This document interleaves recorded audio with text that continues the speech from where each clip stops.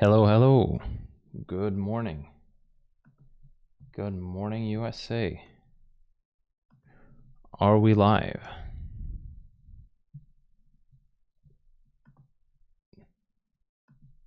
We are live. Let me put the chat up.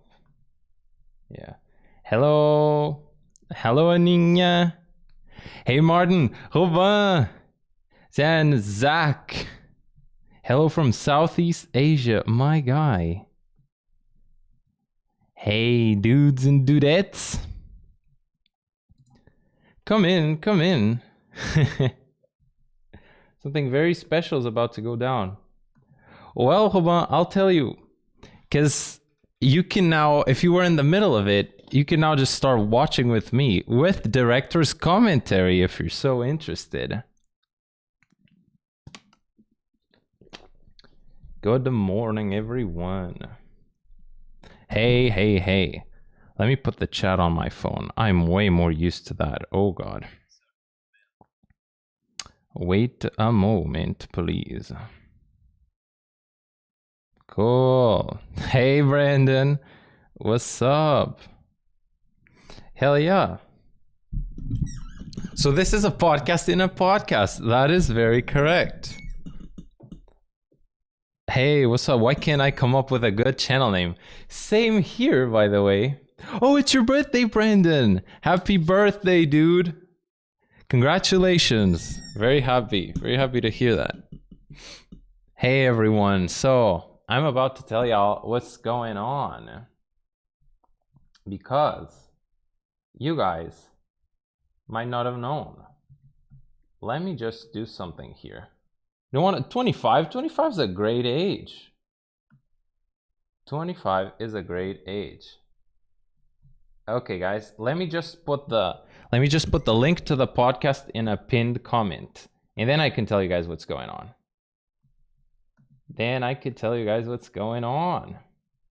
I am so excited. Hey, everyone's with the happy birthdays. Fuck yeah. Subscribe to the podcast channel and send and pin. Hey, Thiago. Afonsinho. All right, guys. Sup, George? How are you doing? All right, guys. So it's time for some explanations. So, some of you might not know because I haven't made the best effort in the world to promote this. I mean, I have, but I'm getting better at it. I have a podcast. My podcast is called The Metal Intent. It's where I talk to musicians, fellow YouTubers, content creators, producers like George Lever, who did Loathe and Sleep Token. These guys come on, they talk to me. We talk about having intent in our music journey. We talk about doing stuff because you love it. We talk about how to go about doing stuff so that you get the most happiness, fulfillment, results in the music industry is a bad word, in your music life. And I've been 10 episodes in, as you guys can see. And the 10th episode is a very special one because it's the first time I get someone from the bands I cover. And that is Jesse Cash, who himself wanted to come on. You guys will hear the story. And in the pinned comment, I post these on YouTube as video too on a second channel. So that's João Medeiros 2. And you guys can go check that out there and subscribe to that channel because that's where I usually post, where I always post the podcasts. Because posting 2-hour videos and 5-minute covers in the same channel would have screwed up watch time metrics, confused the algorithm. Probably my videos would not reach you as well. So if you guys can check out the pinned comment and go to that channel, and you can even save it for later. If you guys are just passing by, you can save that for later, and thank you for coming on. And you can watch that podcast after. It's also on Spotify. So I thought, what better way to promote this on the main channel than a live stream with live commentary? I thought it was a good idea. If you guys want to just watch with me now, we can watch together. You can get extra insights from the interviewer himself. Jesse is not here. If not, we would have just done the podcast live if he was. And yeah, fuck yes, because I myself want to watch it again because I learned a lot. Jesse is amazingly nice, as someone saying here. He is a national treasure, which is very correct, Brother Cardman. He's the nicest guy, and he really has a lot to teach. So we are gonna watch this together.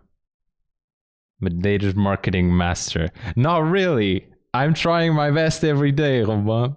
Trying my fucking best. And you guys can be in the chat. You guys can ask questions. And we can just chill out, watch this, and spend a little time together. And if you guys can't stick around for the whole thing, you can save the video on the pinned comment. So, yeah, it's there? Yeah, it's there. There it is. Okay, exactly. Chago knows the DVDs with the director commentary, man. Yeah, cool. Thanks, Brandon. All right. So, live stream the Vinicius. Let's start watching this. Hey guys, welcome to the 10th episode of The Metal Intent.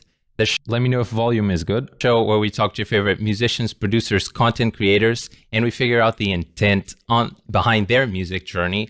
The 10th episode is a very, very special one. We have here Jesse Cash. How are you doing, man? Good, dude. It's good to meet you. Awesome. It's very good to meet you. Yes, very officially. We have interacted. You've watched my stuff. I've listened to your stuff. We're pretty cool, the both of us. Yeah, relatively cool. I think so. Yeah, man. Yeah. You we were talking before the podcast started, actually, how it came to be. You said, let's save it for the podcast. What you gotta say, man? It's a cool story. Okay, yeah. So I was a bit nervous, yes. So yeah, I hit up you. I hit up Joel to do this. He did. Yeah, because I just like whenever I first started like seeing your videos and stuff, I was like, but the main thing about your channel that I'm most impressed by is just like your consistency with just like creating content. He's also very nice. Every time a cool new single comes out, like you have the cover up like the day of or the next day. And I think that's sick, and it always looks really good and it sounds really good. Thank you. And I've just seen like I guess we've kind of been following each other, interacting or at least when I became aware that you were following me, like was not that long ago, maybe like 6 months ago. Couldn't have been like much farther before 2021. Anyways, but yeah. But yeah, I just like I've seen like the trajectory of just like how much it's like paying off, just how like on top of the content you've been, even from like the beginning of when I started following you, and I was just like really impressed by that. And then I saw that you were doing this podcast, and I saw that it was other YouTube guys, and I was like, I bet he hasn't gotten like a dude in a band to like talk to yet. No. And maybe in my I don't know, maybe somewhere in my ego I was like, well, I have to be first before you find someone else to talk to. I have to be the first guy in one of the bands that he covers. So nice. That's sweet. But yeah, I'm just like a fan of what you're doing. And also another thing that you do that I do that's really important to me, that's just like makes, I don't know, hopefully it makes it more fun to follow me. It definitely makes it more fun for me to follow you, is you kind of like the write-up.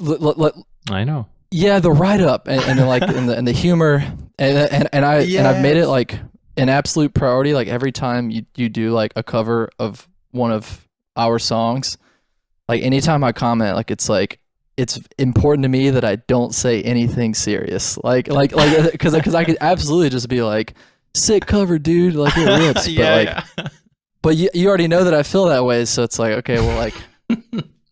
But I don't know, like I'm always like in my head just trying to be engaging, because I just get so bored looking at just like the stock. See, I think this is very important. If you guys have noticed, every time me or Jesse comments on anything, especially each other's, we're just fucking funny. We're just trying to have a big old laugh and putting the social in social media, which is what I call the next chapter of the podcast. I find this very important. I don't know, just the fire stock emojis, everything. dude. Yeah, which is fine. Like I don't want to sound like I'm like an absolute cynic or anything, but it's like, but it's just I don't know. It's like humanizing, like for me to just like talk to people on the internet exactly how I would talk to my friends. Yeah, and just speak to everyone in one singular voice, because like that is my personality. Like I'm always joking around, and I feel like that's your personality as well. So that was another reason why I was particularly drawn to your channel and what you're doing more so than awesome, the others. Man. Yeah. Damn, man. All right, guys. Podcast over. This was a success. See? Yeah. Let's go. All right. Well, let's end this right now. No, yeah. Thanks for coming on, man. That's so sweet of you. I mean, I do agree that I think we have the same sense of at least humor. I do believe it. But again, intent. The intent that you have behind it, that you just explained, Chago, I believe is very important, and it's almost noble that you're actually. It's not media; it's social media. Like you're just making it social. I think that's so cool. Yeah, trying, and it is a little tough because like I don't know. I think over the years, like I've probably like felt a little more hesitant to share things like maybe I don't know, but I think part of it is like more people paying attention now, but I think way more so than that is just like a getting older kind of thing, like not feeling like every little thing has to be shared to the internet. Like, right. I mean, something is like a family member passing away, like that's something that I think a lot of people would think by default. Like when a family member, like they think when someone dies in my family, like I'm going to post about it. But that kind of thing for me, like over the years, I've just been like, something about it makes me like I'm less comfortable with it now than I used to be. I'm not saying I wouldn't do it, but just those kind of boundaries. Boundaries is a good word. Just like setting boundaries, but also just back to the point of speaking in a singular voice. But no, I get it. I have felt very much the same recently.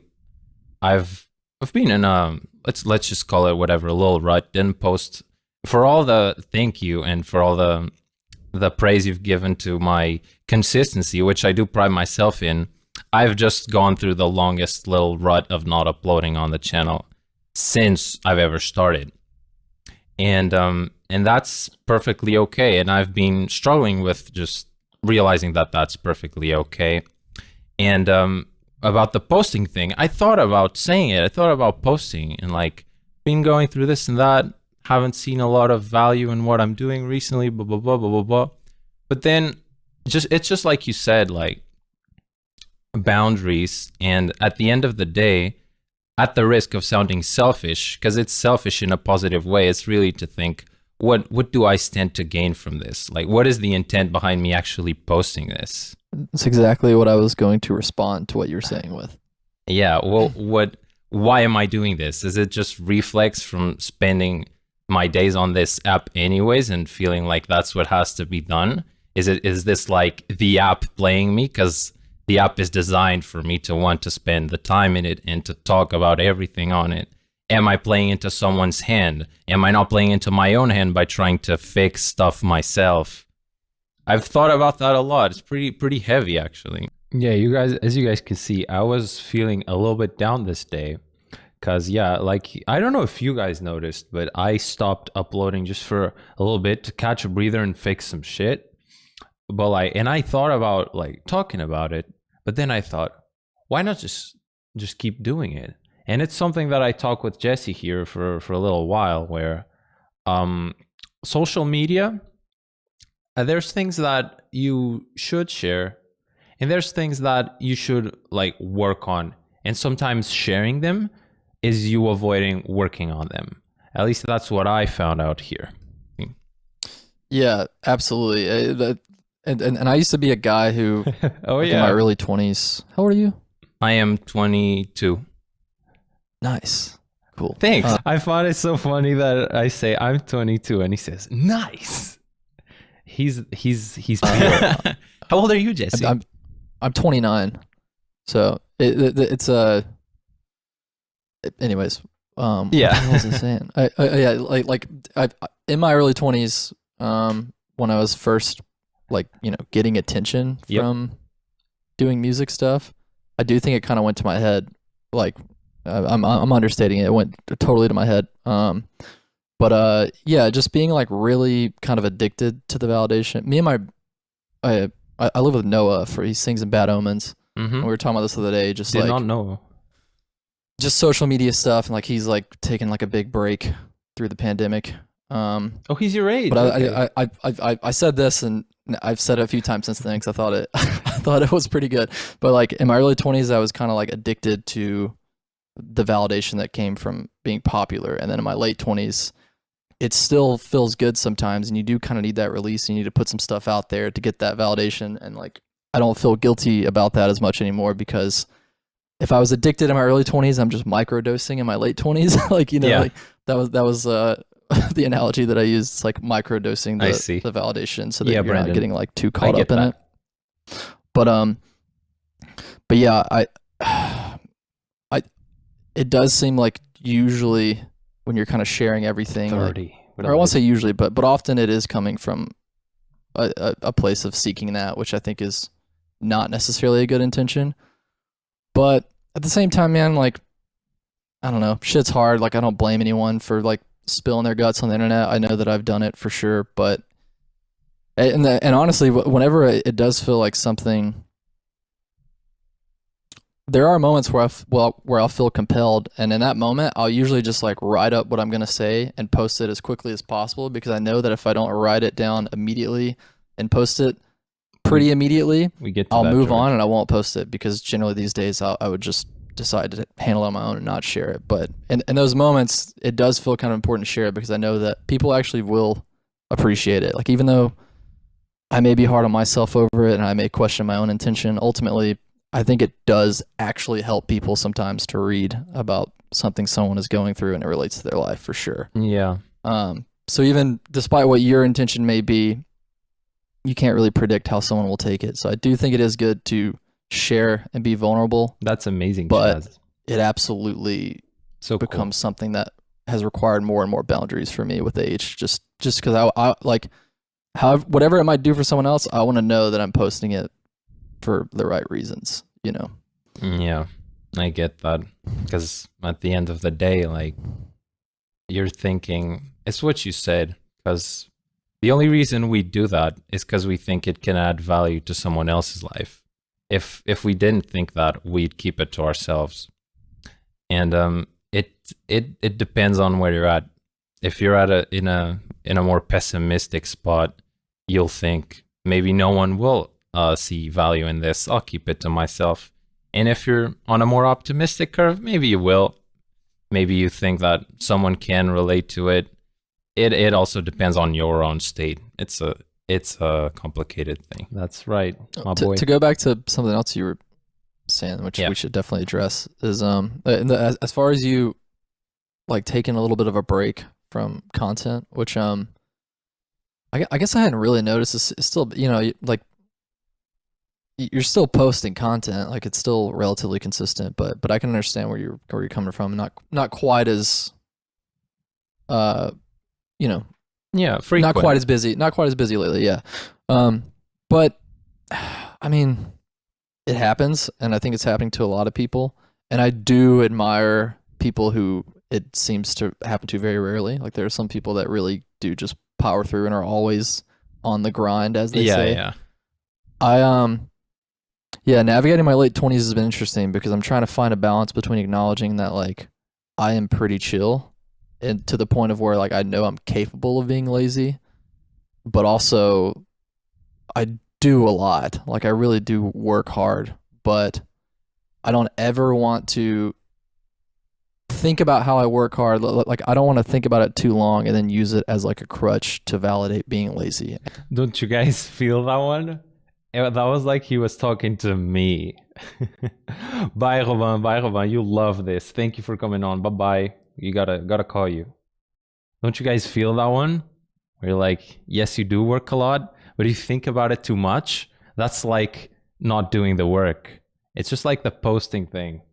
And like going back and forth between those two things can be very laborious. It can be torture for like a creative brain. But I think most creative brains are susceptible to that. So basically what I'm saying is, I think what you're feeling is inevitable because of what you do and the kind of brain you have and the talent that you have. Like I think it's just that kind of dark period is just always going to pop up every now and again. And it's fine, especially now, like as in the era in which we're living in, like through the pandemic, like everyone's just like fuck everything. Yeah, you know what I mean? Like just everyone's in a weird kind of low, I think. Right. And I've for sure have been. I've had those moments very often in the last few months. And the way you're describing them, it's like you're in my head. That's exactly what it is. And it's interesting that the past podcast episode and a lot of creators that I've been talking to and musicians, I don't know if you've noticed, but like now, like this summer, some people are just now getting the burnout. Like a lot of my friends and content creators, it's like hitting them now. Like a lot of people, it was just after it hit like April, March, and then that summer it was kind of almost fine. We kept on just working and grinding through it, taking advantage of people's attentions, being at home and stuff like that. And we work hard. And now it's catching up to us. Like, damn, we've actually worked more than we would have. At least I feel like that, and I found some people that feel like that literally recently these past few months. It's interesting. Yeah, I guess everyone's different. I would actually say, for me, it was kind of the opposite. Like like I've been kind of doing this, you know, like the whole time. Like when it first hit, I was supposed to be home anyways. We just finished recording the self-titled record. Yeah. Literally the day we finished recording it was the day everything shut down. It was Success. Yeah. So for those first 2 months, I was like, sweet, this is like an excuse. Yeah, I get it. This is a justification to do nothing. So all I did for 2 months was just like read and cook and chill at home and like go on walks. Like I didn't do anything else. It was totally zen as hell. It was great. Yeah. Then I moved out to LA, and then it definitely kind of sucked for a minute. Like around like last fall, like I was like absolutely in a dark period. So now I feel like I'm kind of on the trajectory up for the most part. I think I got the worst of it out of the way somewhere in the middle. You know, maybe part of that is because I know that touring is on the horizon and things are kind of coming back to normal. Yeah, that's right. But I don't know. I mean, you're in Brazil, yeah? Portugal. Dude, why the fuck did I think you were Brazilian? Because it's Portuguese language. I'm such an idiot. No, I get it. I get a lot of people do think that. Mostly Brazilians. It wouldn't be you. That's funny. I said that with absolute confidence. That's like where I thought you were from. No. That's a good guess though. Yeah. He said Brazil. Well, Portugal is very far from Brazil. Same language. Yeah. No way. Well, you can leave that in. I deserve that. No, that's awesome. This shame. Yeah. I will leave that in. Okay, so I what is the reason why I brought that up is funny because, moment. I welcome to Brazil. Thinking that you were from Brazil, right? Yeah. Like there was probably not as much hope on the horizon based off what I hear about. Yeah, their condition. Yeah. The situation, but I mean, what's it? I mean, I know it's so goddamn boring to harp on. Like on COVID stuff. I know. I've avoided it all episodes, and I think this is the one. I'm fine with it. Let's keep avoiding it. No, let's keep avoiding it. Sure. I just wanted to ask real quick, like, do you guys, like, is there touring happening on the horizon, like around September and stuff? That's when it's coming back in the US. In Europe, just curious. I'm thinking more like end of year than September. I don't know. Okay. I was curious.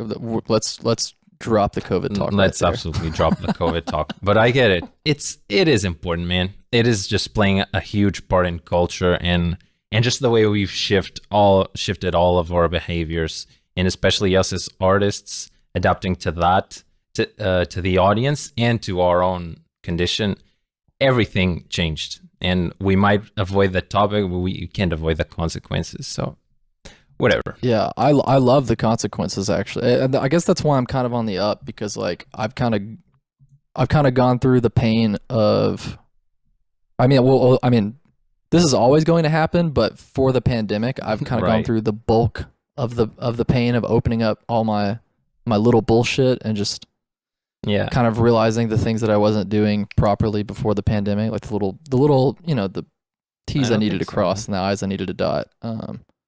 So I'm kind of on the trajectory now of like, it's been a few months where I've been aware of those things. So I'm seeing the progress of those things being kind of undone, like those problems being undone. Cool. So that's why I think I'm feeling okay now, because I already went through the phase of being like, holy shit, like I don't know how to be home like this. Like I don't know how to be what so many functioning adults view as normal everyday life. Like I don't know how to do it, and I don't have a choice, and I have to figure it out, and like I'm scared of it. You know, Yes. like being in the grocery store, it makes me uncomfortable because I feel like I barely know how to shop for groceries, and I look around at other people that just know exactly what to grab, and like it makes me feel, you know what I mean? It's weird. Like it makes me feel insecure, because I'm just like, they can probably cook so many more things than me, and you know, it's just like they probably like go to bed at a normal hour. Like they probably like, I don't know. No, I get it. Jesse, thank you for sharing. So real. I bet that there's a lot of people in the audience that will relate to that. That's yeah, man. It's an important conversation. It's good it's good to think about, because like whenever I feel those things, like I do acknowledge that it's a problem, and I do try to fix it, which it takes time. Like it's hard just to, I mean, even things like me getting a mic stand to do this properly, like even that's something that I held off for way too long, because it's something that I hadn't done yet. It's like anything I haven't done yet or I'm not comfortable with, it's like I feel like basic human instinct, you want to push those things away and kind of like, or maybe even talk about them in a way like you don't need them, but it's like just learn the thing, like just like learn the new thing. I'm glad you guys relate. Telling myself that like he's like opening up. I don't know. He's just don't he's get bummed nothing out to hide. by the world. Like He's just so pure. fall in line, not in a conforming kind of way, but just like Right. an adaptive way. I get it. Yeah, man. It's sometimes it's just not meant to be comfortable. Like it's in our biology that we are meant to be uncomfortable at times. That signals need for change. Spitting facts, this boy right here, you know? Whenever you guys are feeling down, that's meant to be down. You are biologically programmed to feel down because your body is signaling need for change. Because you got to work on something, man. But you will feel down though. But not everything's meant to be happy-go-lucky, you know? Yeah, absolutely. I agree. Yeah, man. It is so Darwinian because if you don't get up, you don't get up. You fucking die, and that's just fine. And that's nature. Strong. And I've been very uncomfortable at times throughout the last year. Yeah, that means this year you're probably a better man. I like to think about it that way. I hope most people are. I think a lot of people. I think a lot of people absolutely are. Yeah. Yeah. Fuck yeah. Let's go. All right. So, you like music? Do you like music? Okay, so this is where we pick up on music. This was basically the intro and catching up and having COVID talk, which I never had in any past podcast because I'm just not about that vibe. But like I told you guys, that day I myself was feeling down. And it's interesting because I paired up with Jesse, who is so open, receptive. He'll just circle around in whatever the vibe is. The episode is called Respecting the Vibe. And that's when we get to the album talk, where we talk about every single song on the ERRA self-titled. What we learned from the album is that you got to respect the vibe. And you guys will see what that's about. But, yeah, I even forgot what my point was. But yeah, Josh, I mean, that's signaling need for change, man. I hope you come out the strong way. Now let's talk about the ERRA album and what was Jesse's intention behind the launch, because you guys can tell the launch was super successful. The music is super solid. The plan was there. And this is very important for each and every single one of you who's out here trying to put out content, music. This is key. I do like music. I love music. Yeah, music is sick. Let's talk about sick music. ERRA's self-titled album. In this podcast, we've I was going to say coincidentally, but it's something that I am very adamant about. When musicians have lots of pre-launch hype, lots of pre-launch content, lots of shit preparing. Yo, let's go this date. Shit comes out, radio silence. It's just radio silence. The post-launch, the part where people are actually listening to the thing, and then they're actually not doing as much as they were doing before when the music was not available. So in this podcast, we usually talk to guests after stuff comes out, because not only sometimes we give another chance to promote, but all of the audience of this podcast, I'm sure, has listened to the album already. But yeah, man, like 3 to 4 months it has been. And I'm wondering just how it has been for you, like outside response, your own personal fulfillment with the thing. What are you thinking? Yes. First of all, great points, everything you said. You're definitely thinking about important things I mean, not to say at your age, but okay, yeah. At your age versus where I was at 22, because that like a problem, what I perceive to be a problem that ERRA has had for years is exactly what you described, where it's like we put out the record and then it's just radio silence. Yeah. Because I mean, the thing that I've always done the best, which is probably obvious, is like, all right, guys, before we continue, Pedro just dropped the tenner. He just dropped €10 on the super chat to say that I am the best. God damn. I love you, Pedro. This is my boy here. He's a huge ERRA fan. He's been here recording in the studio. Man, I'm gonna talk to this boy after stream, man. No donations. I'm not interested in these. Listen to Jesse's wise words. We are talking about post-launch content not going radio silent after you drop your shit. I write a lot of music. I'm good at writing music that people seem to like. But he just writes a lot. But yeah, it's all that little stuff around being in a band that absolutely matters. Like, but the rest of the plan, dude. Fun marketing ideas, like cohesive visuals and fonts and themes and stuff, and like very thought out, like fully realized music video treatments, like knowing what you want to do and not just kind of showing up and winging it. Like all of that stuff is important, and it's something that I think has always been lacking in our band. Like the main thing that we've always had going for us, which has kind of sustained us, is the music is clearly written with intention. So this time around, it was like, okay, like we felt like we were in a position with like the team that we have and just the current members in the band where it's like, okay, I think we can actually elevate the music by just kind of dialing in this other stuff. Like, how can we elevate the music and make sure that people take it as seriously as we believe it always has been? Much love, Brandon. You know what I mean? Yeah. Like, thank you so much, man. Like, how do we, I don't know, get people on board that maybe you're a legend, didn't like give it attention before. I don't know, but I get it. I think it worked just from talking to find a way to pay you back. Just people like peers and you and other people in bands that have just kind of seen just sort of the way that we rolled out the record, and we're really impressed by it, and that made me feel good because I don't really know if that's something that we get told often with our past releases. I mean, people will like the record, yeah, but I liked hearing people say like, I love the visuals, the rollout, the consistency it seemed to have, the presentation. So I'm glad that's happening. As far as like the radio silence upon release, things did get quieter. I mean, it's probably inevitable. They do, yeah. Like you can't expect hope so, my man. A month later to be as hyped as the release date. But yeah, things have definitely gotten quieter since leading up to release and the month of release for sure. But the cool thing this time around is that we knew like the thought that you expressed, like we also knew that, and we've kind of prepared for it. So like we have things coming up to roll out. And being home for the pandemic was honestly kind of a great opportunity to just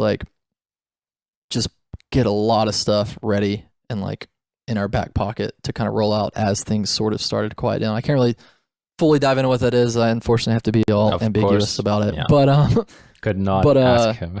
but for this year, like we're still looking good. Like there's still stuff coming up to share that we're like very excited about. Nice. You guys hear that? Oh yeah. But in the meantime, the last couple of months, the thing that I've had to just kind of keep some kind of conversation going in the ERRA camp is the playthrough videos. Oh yes. Oh yes. Yeah. So that's been something. It's funny because like people will like comment on them and be like, "Oh, you're covering that Joel song." It's I'll be honest with you. I don't like reading those. I'll be honest with you. I don't mind. I actually love them. They make me very uncomfortable. Hear me out here, man. Yeah. I guess I could see that. Right?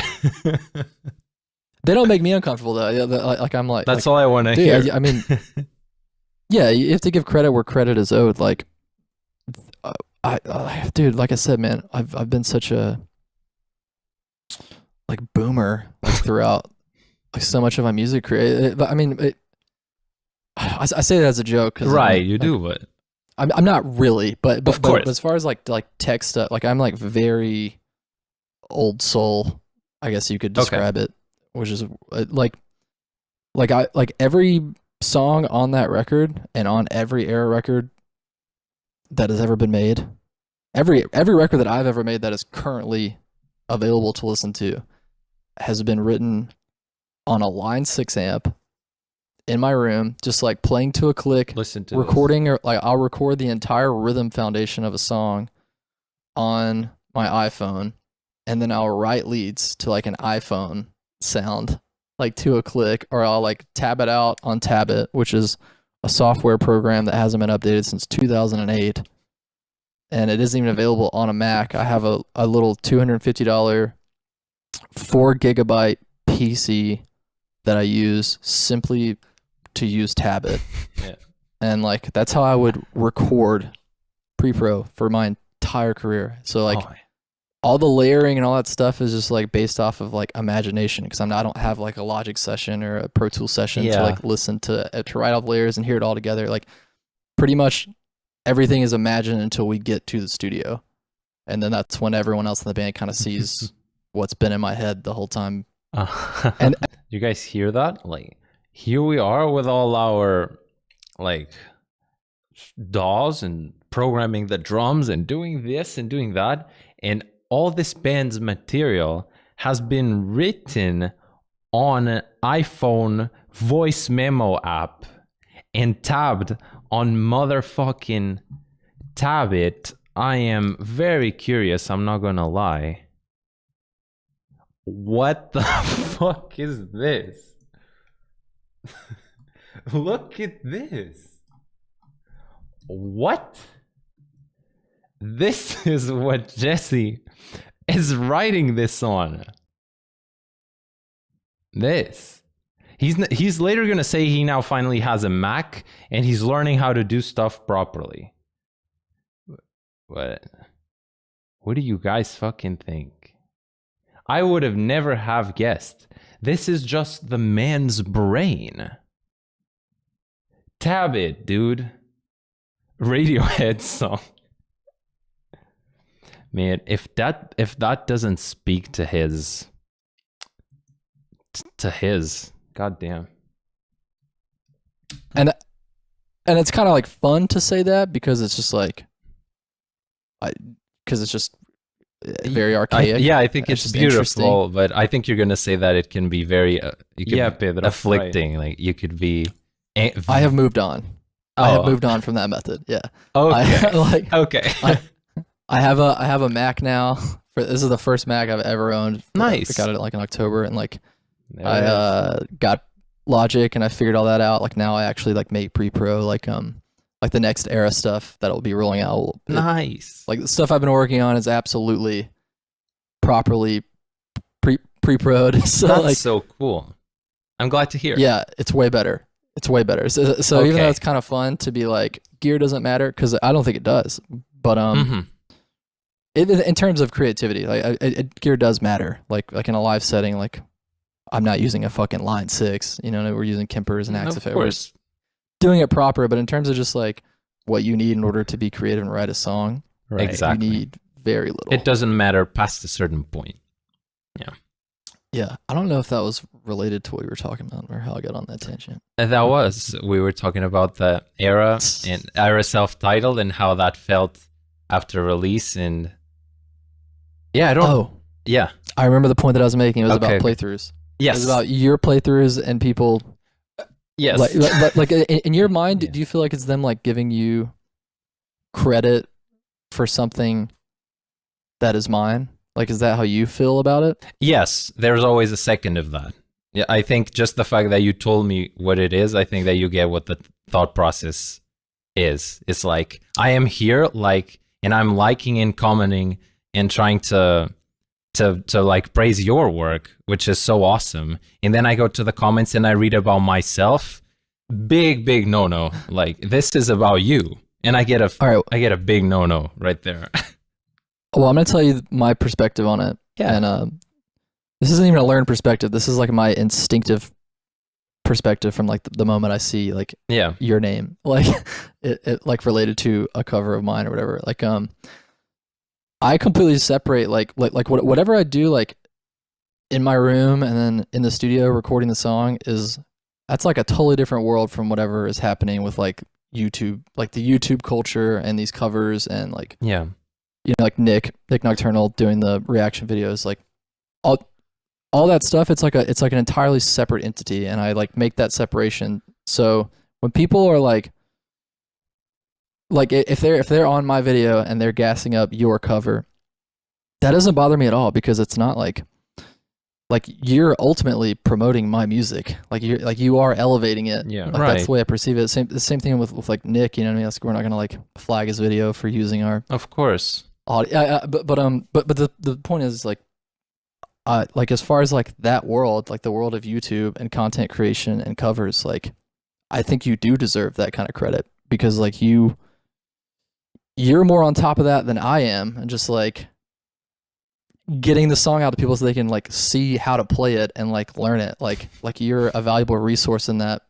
I don't feel any kind of like pride or ego, knowing that people will probably go to like your channel to watch your cover first, and also you're doing like live audio for the most part. I know you said like for solos and stuff, it's definitely like it's just live leads. audio. All the rhythm is playback the correct. Thank you, George. Drop the $5. Keep doing what you're doing. Thanks for the sick content. Hell yeah, George, save it. Either on Spotify or here on YouTube. Thank you so much for donating, man. That's super nice. And guys, while we're in the middle of this little pause, I just put the podcast channel again in the comments. I'd really appreciate you guys subscribe to that second channel, because you guys don't know when I can post a meme video there. I've really been wanting to post stuff that doesn't fit in this channel, so get in that second channel and you can watch all the podcasts as well. And to comment on the point that I'm making with Jesse, this is when he does a playthrough, and some of you guys will go like, oh, he's covering that Joel song. And it's funny because he says like, because he's pure. I'll keep saying that that's the way I can talk about it. He is pure. He makes the separation between what is him and what is the music he created and how he experiences it, and what is like the covers, the reactions, the public perception. And this is something exceptional that he can do. He can do it. I'm here to tell you that there's going to be artists in this world that don't do that. And when you go on their art and you comment stuff just gassing other people and saying, can't wait for Jean to cover this, Nick is gonna have a crazy reaction, I don't know. I think about this sometimes. Then I was really feeling bad about it because like Jesse said it, and I was like, oh, that's interesting. But then Jesse obviously disarms it because there's really nothing to disarm. But I think about that sometimes. So yeah. So you guys can think about that too, I guess. Yeah. It's mimed. Yeah, the rhythms are mimed. Dude, that takes so much time, and like I'm not like efficient.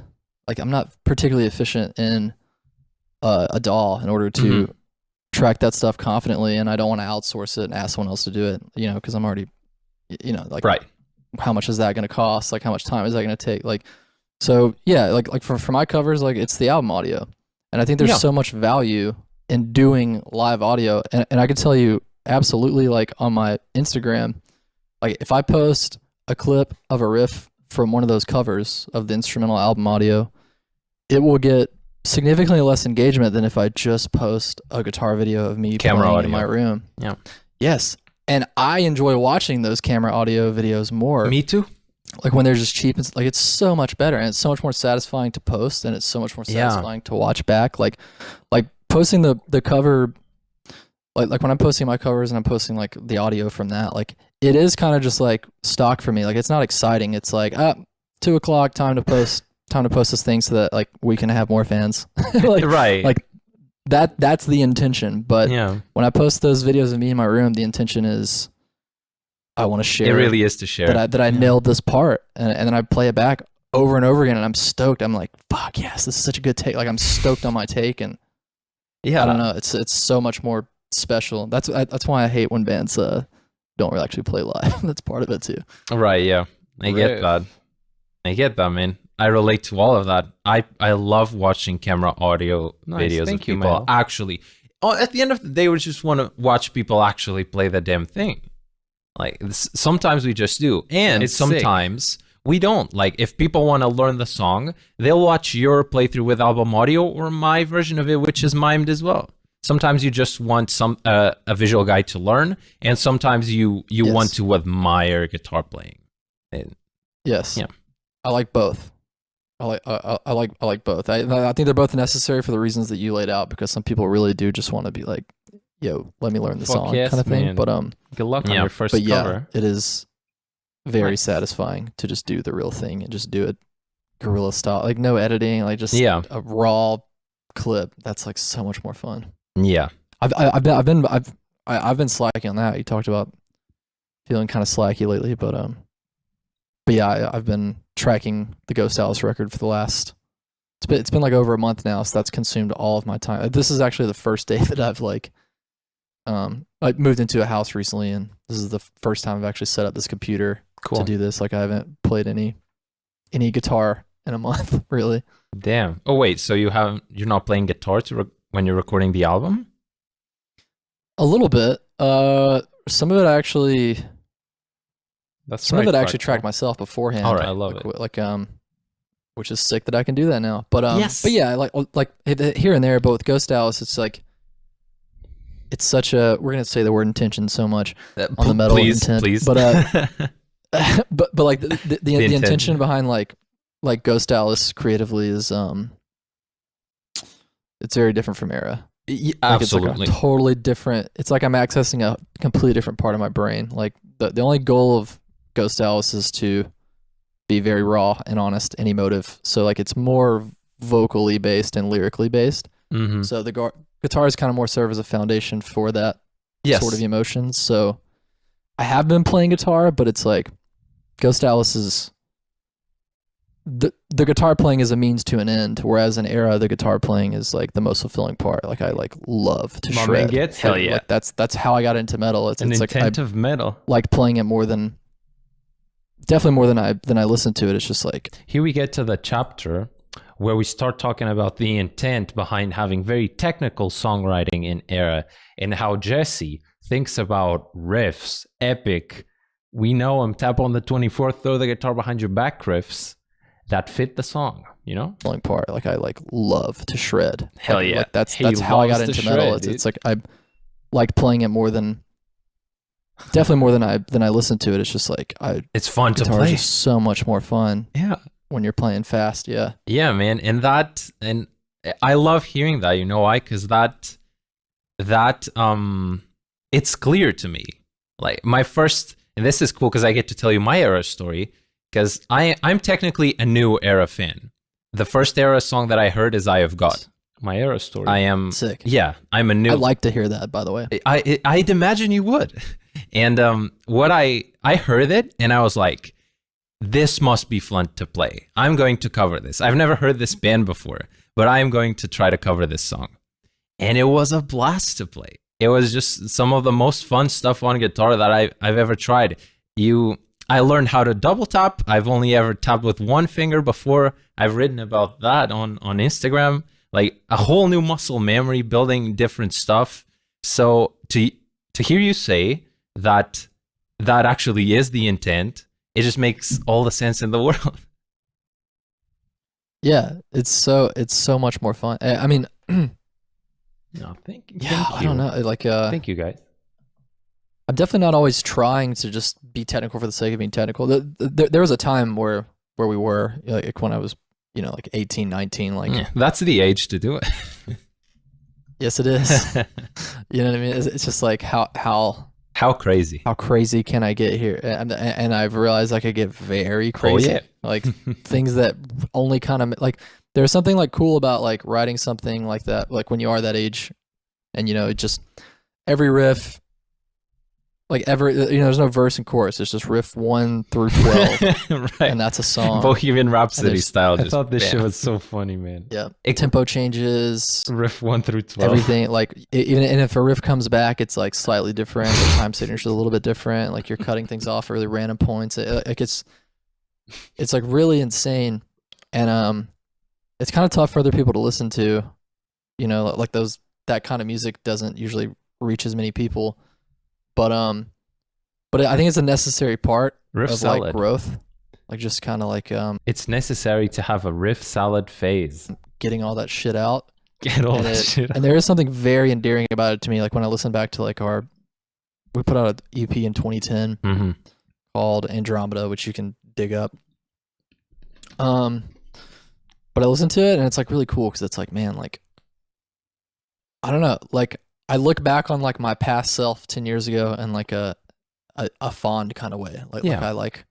I'm like, I admire that kid because he's got a lot going on in his brain, clearly, because like this is such a clusterfuck of a projection to hear like this many ideas and like the amount of time that it took to memorize this, just playing along like in my room. Because like I said, I wasn't pre-proing it. Yeah.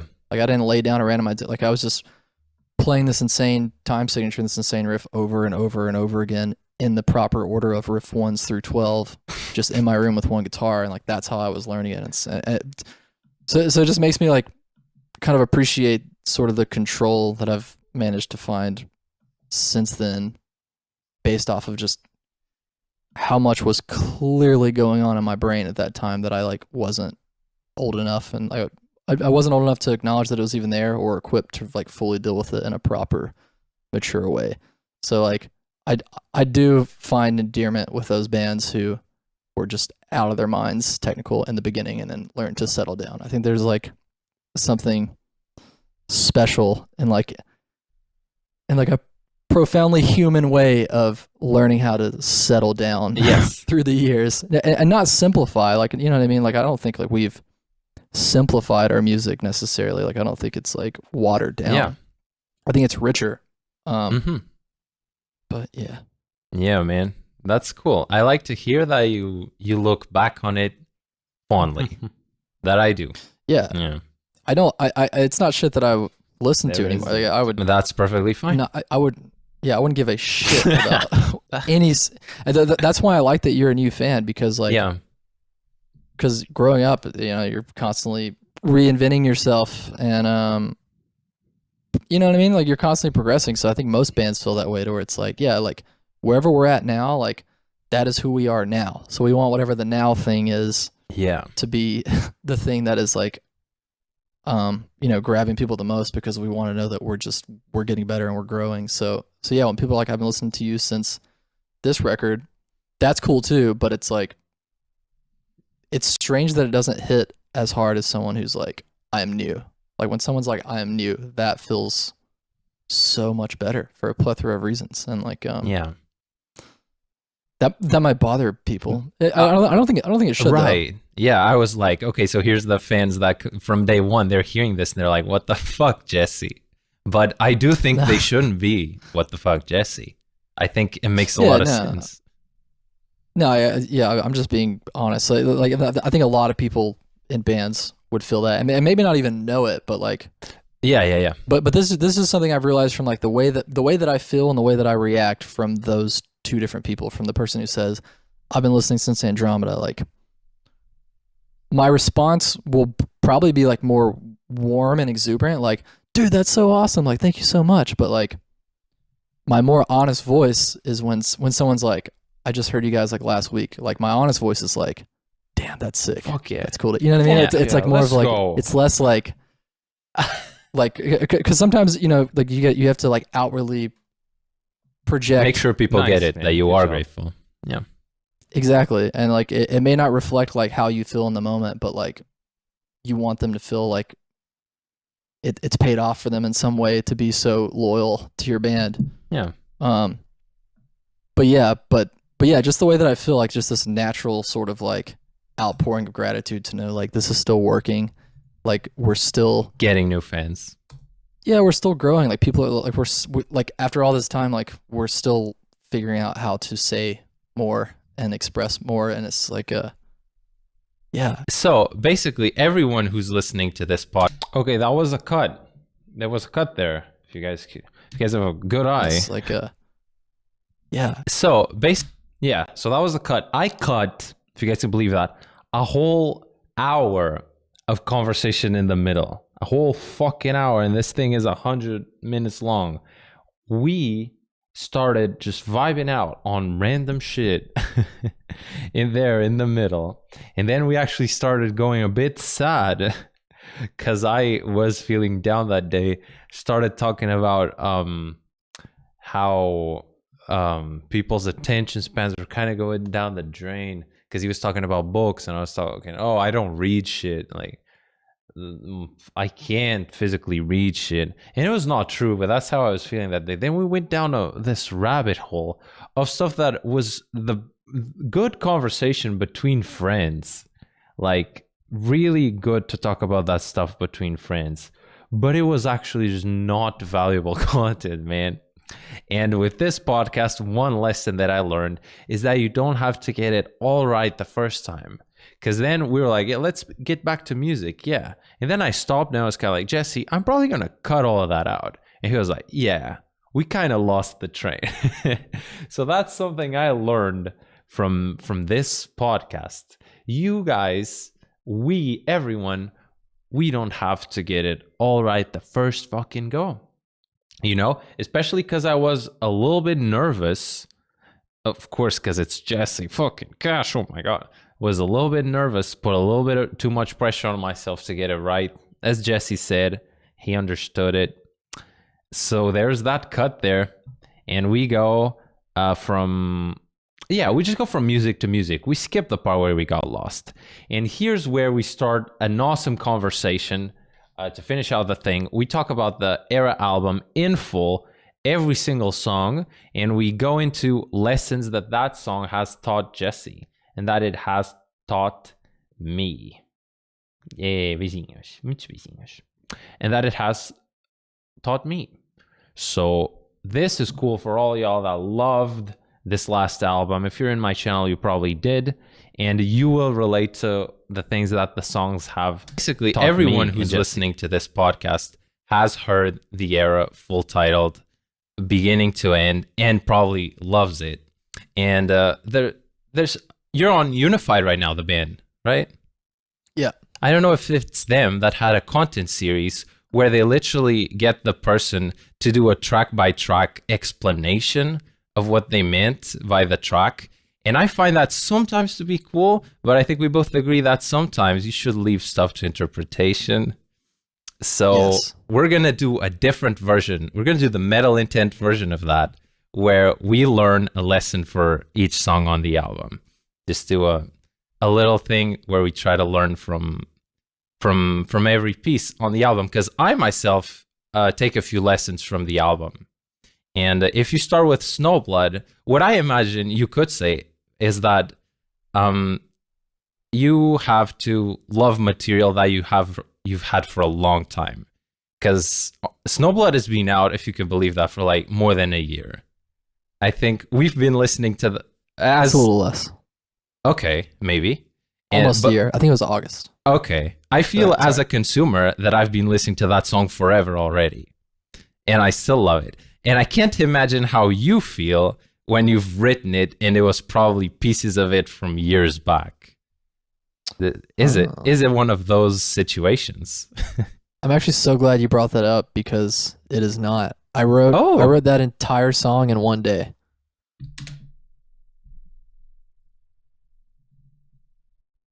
As my sister wisely says, João Pog, this guy wrote Snowblood in one day.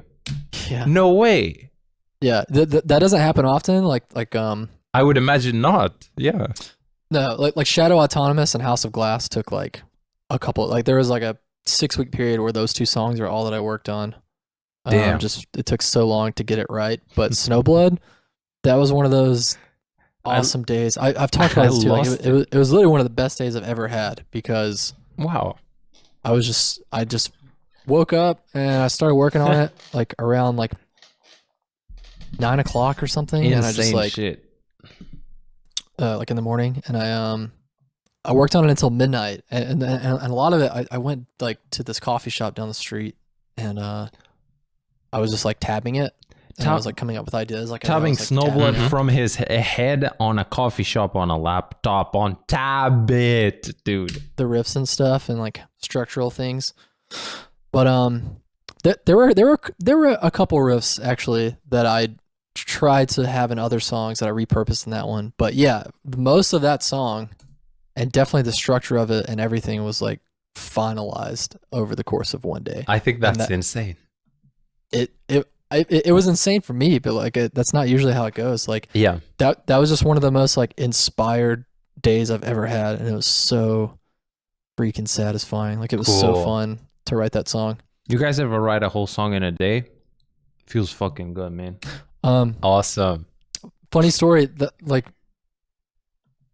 it's kind of hard to like imagine. I posted a video like back then. Yeah. That like where I was playing like some of the riffs from Lunar Halo, and then I went into the yeah, I've watched it. Yep. That was in Lunar Halo. That was like the big ending, and then I made it sort of the hook, the breakdown hook of Snowblood. Yeah, smart. But Sibelius is cringe. Yes. Everything else in that song besides that riff was written that day, including the guitar solo, which never happens. Like usually I write the guitar solo like in the studio or something, but yeah, it was a good day, dude. It was just a very good writing day. That's cool. Then I guess the fun lesson is that sometimes you don't have to take weeks. Like take it as it comes. If you have the flow going, like embrace it. Don't let it go to waste. That's awesome. Yeah, that's extremely rare, but those days are always like super special. Yeah, not to get ahead of ourselves, we could talk about that, but the write-up you did about the Lunar Halo solo, where that was one of the moments, but it was in the studio. Yeah, I resonated. That is special. Yeah, so the Lunar Halo solo, like that's just that solo. I spent I think 8 hours that day working on that. Yeah, that's what you said. Dude, it's just crazy how circumstantial it is as far as like it's so hard because I feel like musicians were like trying to think about time management, but it's like so tricky when you can write a whole song in 12 hours, including a solo, and then you can write one solo in 8 hours. It's just like you kind of just never know how the day's gonna go when you start writing. Yeah, I see. That's cool.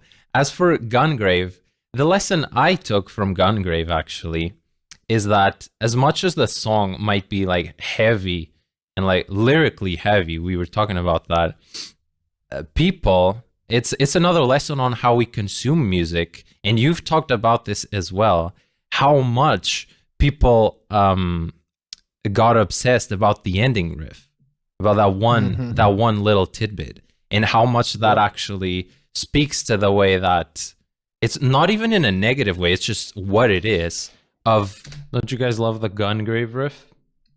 I do. Of bite-sized, of chunks, of like moments that like that's a moment. And that's what people resonate with these days as we consume shorter and shorter pieces of whatever it is, content, if you want to call it. I took that from Gungrave.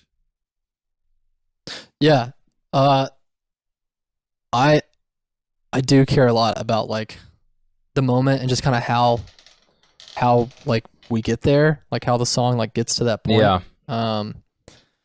Because it's pretty like it's structurally like it's more straightforward than a lot of the other songs. Like it, you know, you hear a lot of reoccurring riffs like with the verse and the chorus, and I don't know, like whenever that like the riff, like the really crazy riff happens in the bridge, like whenever it comes up, there's like a lot of build up into it. Like it feels kind of earned for its place in the song.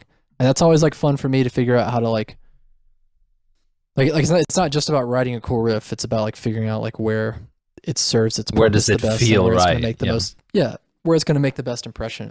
I mean, like we were just talking about with Snowblood, like that Lunar Halo part, not only the breakdown in Snowblood, the harmonic breakdown, the riff.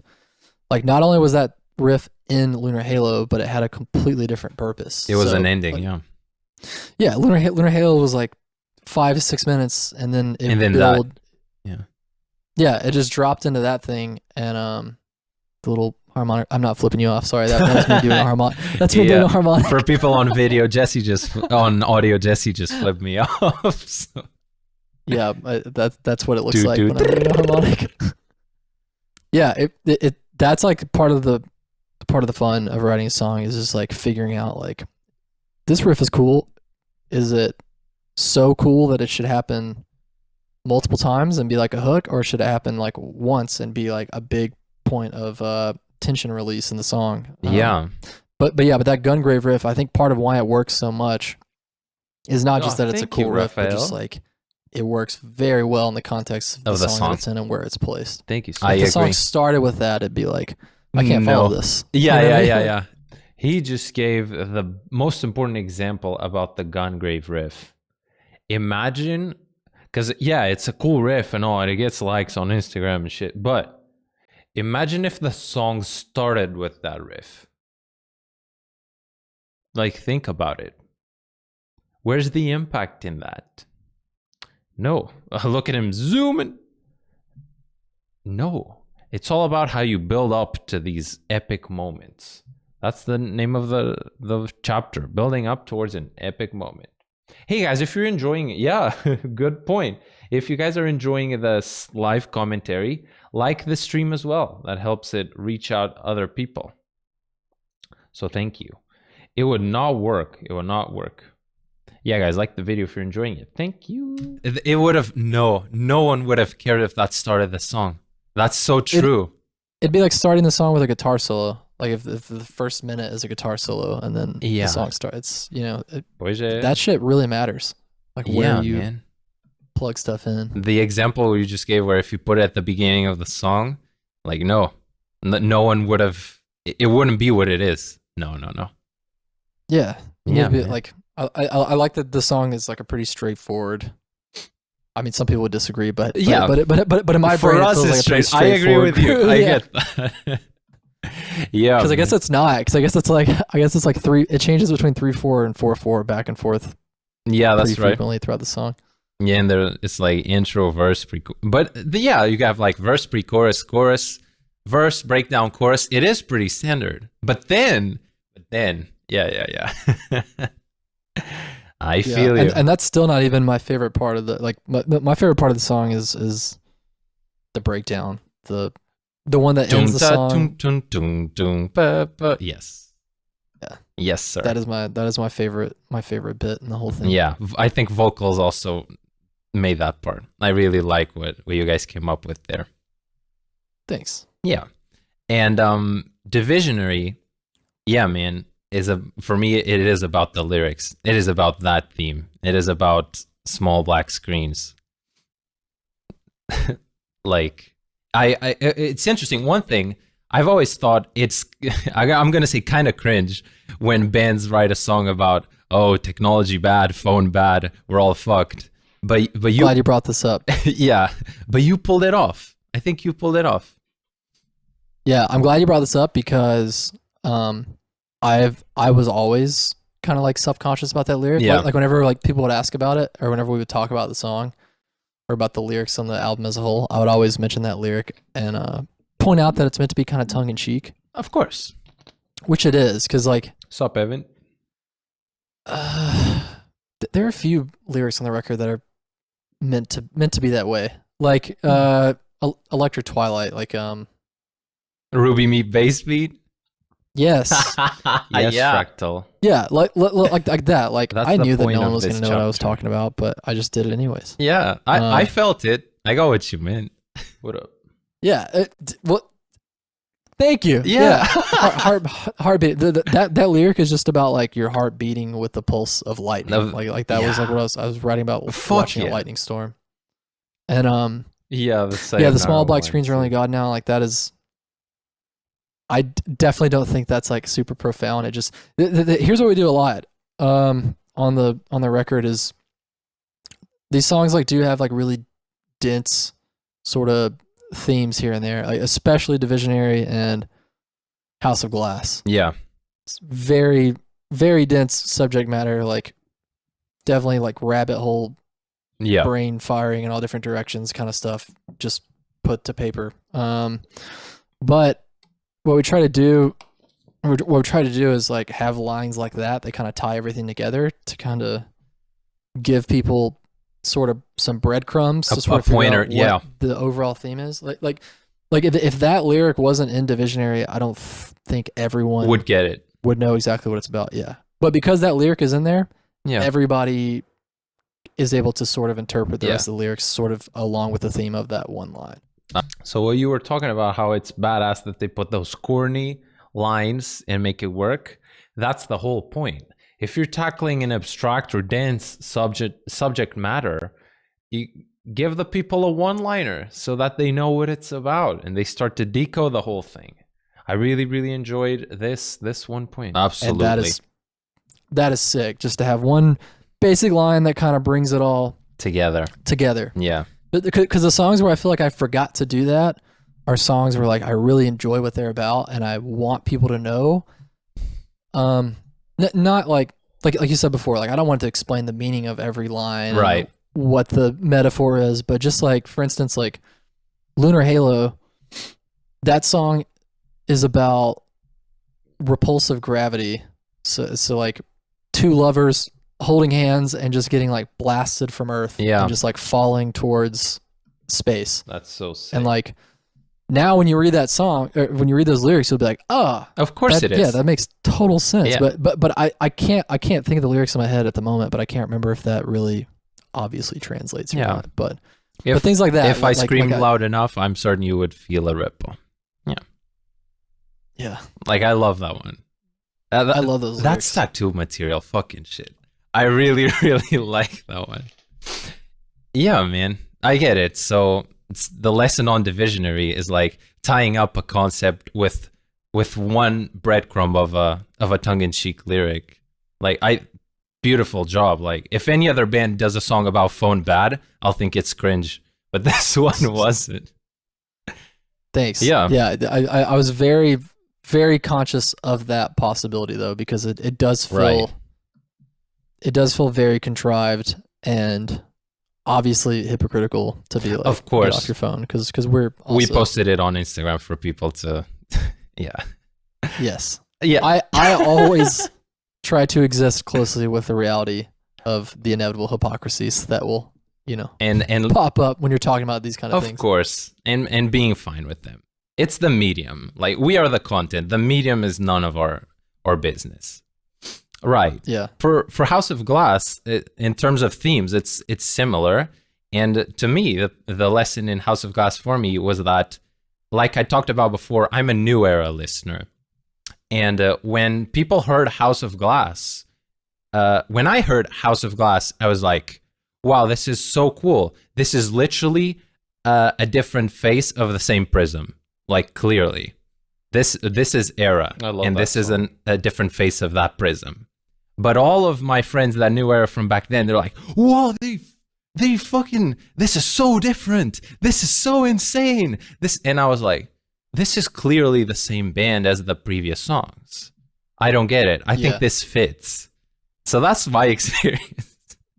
Yeah, I mean, I think that's a good way to put it. Like, I think, like, I can see it from both perspectives, because, I mean, obviously I hear it, and I feel like it sounds like an ERRA song. Yeah. Because I've written all the other, or most of the other ERRA songs. So I know. Yeah, I'm glad this helps you appreciate it, because we talk about every single song, man, and it's so cool. No, but but to someone who hasn't like heard everything, like it's it makes sense. Like if someone heard Skyline, and that was the only ERRA song they had heard, because that was our biggest song for it. It might still be. Yo, man. But that was the biggest one for a few years. But when you go from that to like House of Glass, like it's definitely different. But yeah, I know what you mean. Like as far as like being like a different side of the prism, because and that song's exciting for me. That song and Shadow Autonomous are cool because they do kind of show that new side of the prism, and I like a lot of what I'm writing now explores that pretty deeply. So I hope people like those songs, because like that is definitely like a mood that I've been hanging out in a lot with the stuff I've been working on. Hell yeah.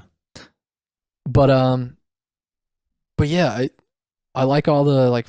I mean, there's obviously very like obvious Tool nods. Yes, and, yes, there are. There's some Gojira influence in there. Yeah. Behemoth, like just stuff that you wouldn't usually associate with how you expect ERRA to sound. Yeah. Kind of popped up in that song in a really fun way. Oh, something else that happened about the song is a lot of people like couldn't tell who at which points I was singing or JT was singing. Mm-hmm. Like people mix it up. Like when the vocals come in on the chorus, the Requiem, and this will destroy you. That's actually me. Oh. And then the callback line is JT, but people thought that the first line was JT because it's like kind of aggressive singing stuff, but that's you. But we kind of switch roles. Yeah, he's like singing the higher pitch in the in the callback. I think it's higher, but yeah. So that was like satisfying for me because it's just doing new stuff. Because I like that I was trying something new. Yeah, exactly. I couldn't tell it was me. Yeah, man. My favorite band of my childhood, Sonic Youth. I loved when what they did was. It was literally Kim, the bassist, went on the drums, and then Steve went on guitar, and then Thurston went on this, and then this other guy started singing, and they just showed like everything that everyone could do, and the band it sounded new. And like if you have those skills, it's so fun to use them, and it makes for different and awesome art. Have you seen August Burns Red live? No. Do they switch? Yeah, a lot. Nice. I appreciate that. The bass player Dustin is very good at guitar, and he writes. Did not know this. He writes some of the songs. Oh, I know. I think JB writes most of it, but like, Dustin is the best guitar player in ABR. I'm just saying it right now. Like but he's the bass player. But there are points in the set where like he'll switch. There's a point where JB, who's the main songwriter, will play bass, and there's a point where. Sick. The singer Jake plays bass. That's so and sick. Then they bring out. There's a point in the set where they bring out their guitar tech, and he plays bass. Oh, and then Dustin. Dustin does a drum solo like with Matt Greiner, the drummer. Like Dustin has his own like little like tom and stuff. So he's like beating on this tom, and like Matt Greiner's doing his solo, like his drum solo. It's like it's a really fun set to watch. Like they definitely mix it up and make it interesting. I love it. Yeah, man. Mixing it up. House of Glass lesson, I guess. Damn. Awesome. Yeah. What about Shadow Autonomous? All that I know is that it's one of my favorites. And I guess you touched on it, which is this feeling of a big era. Like that song sounds big, I think. Yeah. Thanks. Yeah, It's I like that one a lot because it still touches on the same new kind of stuff that House of Glass does. Like it has like Tool influence and like I said, Gojira. The reason why I always bring up those two bands, and also like Meshuggah and Viljarta is one of my favorite bands, because those bands I feel like are more like rhythmically technical, right. whereas I feel like we've traditionally been more technical, more on the lead side. Yeah, melodic, technical. But yeah, but I really appreciate like bands that just groove really well. So like, I don't know, like I've been more into the idea of kind of expanding my rhythmic technicalities. So House of Glass and Shadow Autonomous do that really well, and yeah, like Shadow just feels probably the vibiest song on the record. Yeah, vibes. And Vibes. And it feels very consistent. This like it is has where like the a very vibe talk starts. It has a consistent voice throughout. I feel like it never really deviates too far off the path of what it of the vibe it establishes in the very beginning. And I like that. It's fun to do that from time to time, and I think that's something we did well on the record as a whole. I think was each gonna song say serves itself very well. I was gonna say I was like looking at the album track list, which I have here, and I'm like, no, there's no song that suddenly goes to fuck FaceTime signature. Like there, yeah. Like I usually whenever I get on this particular subject, I usually think back to like a song on Neon that I thought didn't quite scratch this. It didn't quite scratch the itch that I feel like the new record does, which is the song Valhalla is an example of like where the song starts off like really dark and it kind of feels like a Scorpion hymn sort of vibe. Yeah. And then when it goes to the chorus, it kind of like goes to like your traditional sort of melodic kind of ERRA vibe. And I like that song. I'm not hating on that song, but like but I think sometimes those were decisions that were made based off of what I felt like people might expect based off of their idea of what the band sounds like. Because maybe that song didn't need to go there. Maybe it could have just been dark the whole time and it didn't really have to sort of venture off down that melodic territory. To me, this is the lesson of the whole album, and what makes this release from ERRA just so consistent and makes it feel so correct is that Jesse, as the songwriter, respected the vibe of every individual song and let every song just stand on itself. Because he's saying, I've never listened to this song, Valhalla, but he's saying it starts like Scorpion hymn, but like past him would have decided something like, okay, now this needs the singing chorus, because that's what we do. And there's no that's what we do on this album. There's just, this is what the song is calling for. And this really is the big lesson for me. Respecting the vibe, dude. And I think that I'm very glad that I had that idea that I considered that moving forward with the new record, because I think it made the songs stand out a lot better on their own. And it allowed us to just kind of be a bit more like bold with just like, I don't know, doing what we wanted to do and not putting pressure on ourselves to live up to something. Because ultimately, like, there's still room to grow and garner new fans, and like we shouldn't feel pigeonholed to just like do one particular thing. There you go. Yep. So yeah. Yep. You even Shadow even touched on fan expectations. I guess you could have said that with House of Glass. It's basically what I touched on at the beginning, like fan expectations. Expectations exist. Like the other day, Courtney from Spirit Box, they were about to release Secret Garden, and she tweeted out, not hating, but why do us as metal fans really, really notice and speak out when a band does something different? And I responded something to the tune of like, fan expectations. Some people cave in, some people completely disregard, and the best of the best, leverage. Like, if you leverage fan expectations, like that's how you play the card. You don't completely disregard, because they are your listeners. Yes. You don't completely cave in, or you don't make the best art that you can. But if you know your fan base and you leverage it to make the art that you think will have the effect that you think it will have, I mean, I thought that was a good tweet. Yeah, no, that is like such a good point. Wait, did you say is this your thought or is this what she tweeted? Mine.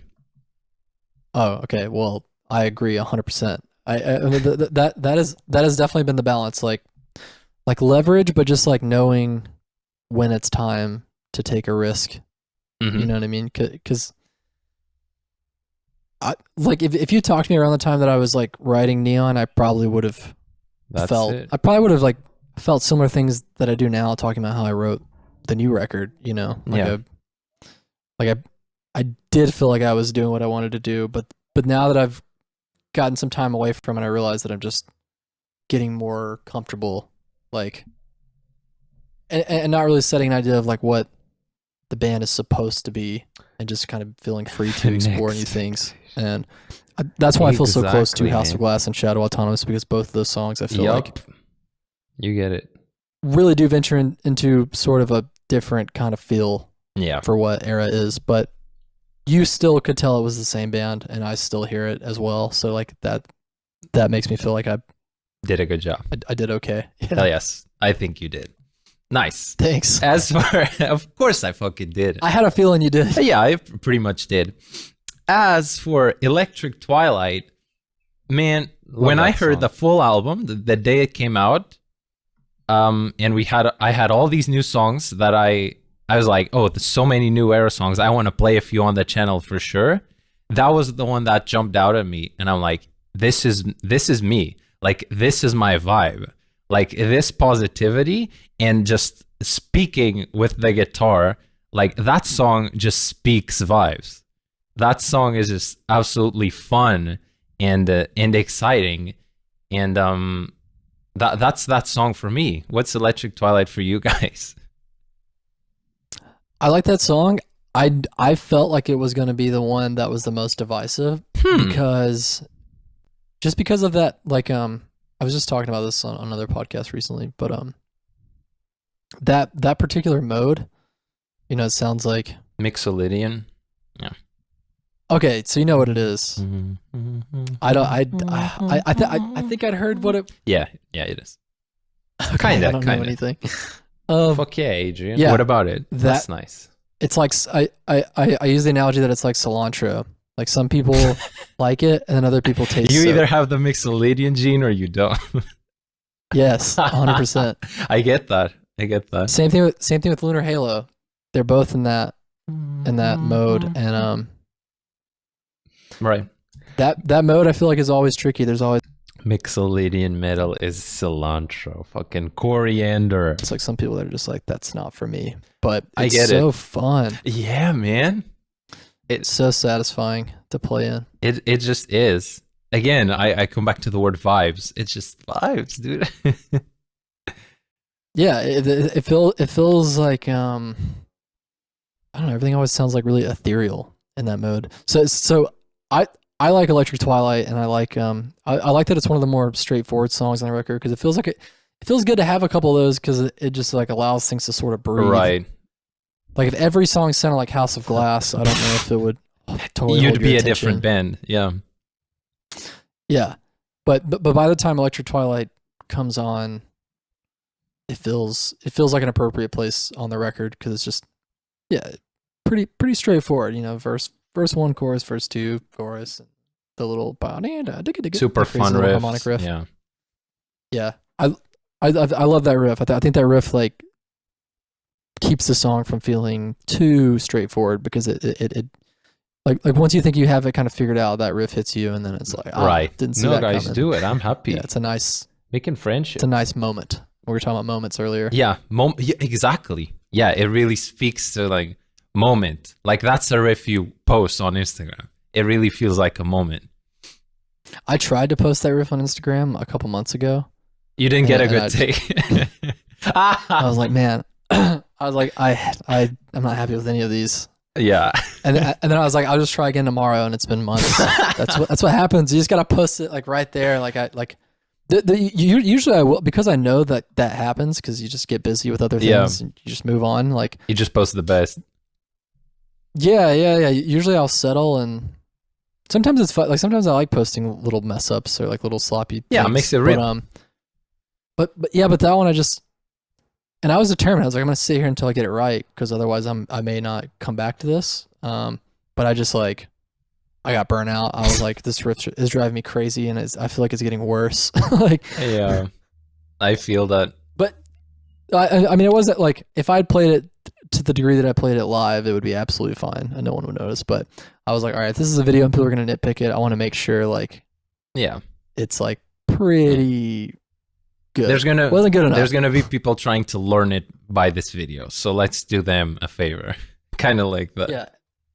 And they could even do that probably, but I was like, man, if I wrote the question I always ask is like, if I wrote this, I should be able to play it pretty well. You know what I mean? I do. And the stuff that I do post, I'm like, okay, I feel like even if there might be some sloppiness in there, like I feel like it's good enough to be posted by the person who wrote it. But the Electric Twilight riff, it could have just been that day, but I was like, I gotta practice this more. Yeah, I think that's fair. You guys know what riff he's talking about? The one with the harmonics. It's funny. Let me see if I can play it. Actually, let's see if I can play it. This is the live commentary challenge. Can I do it?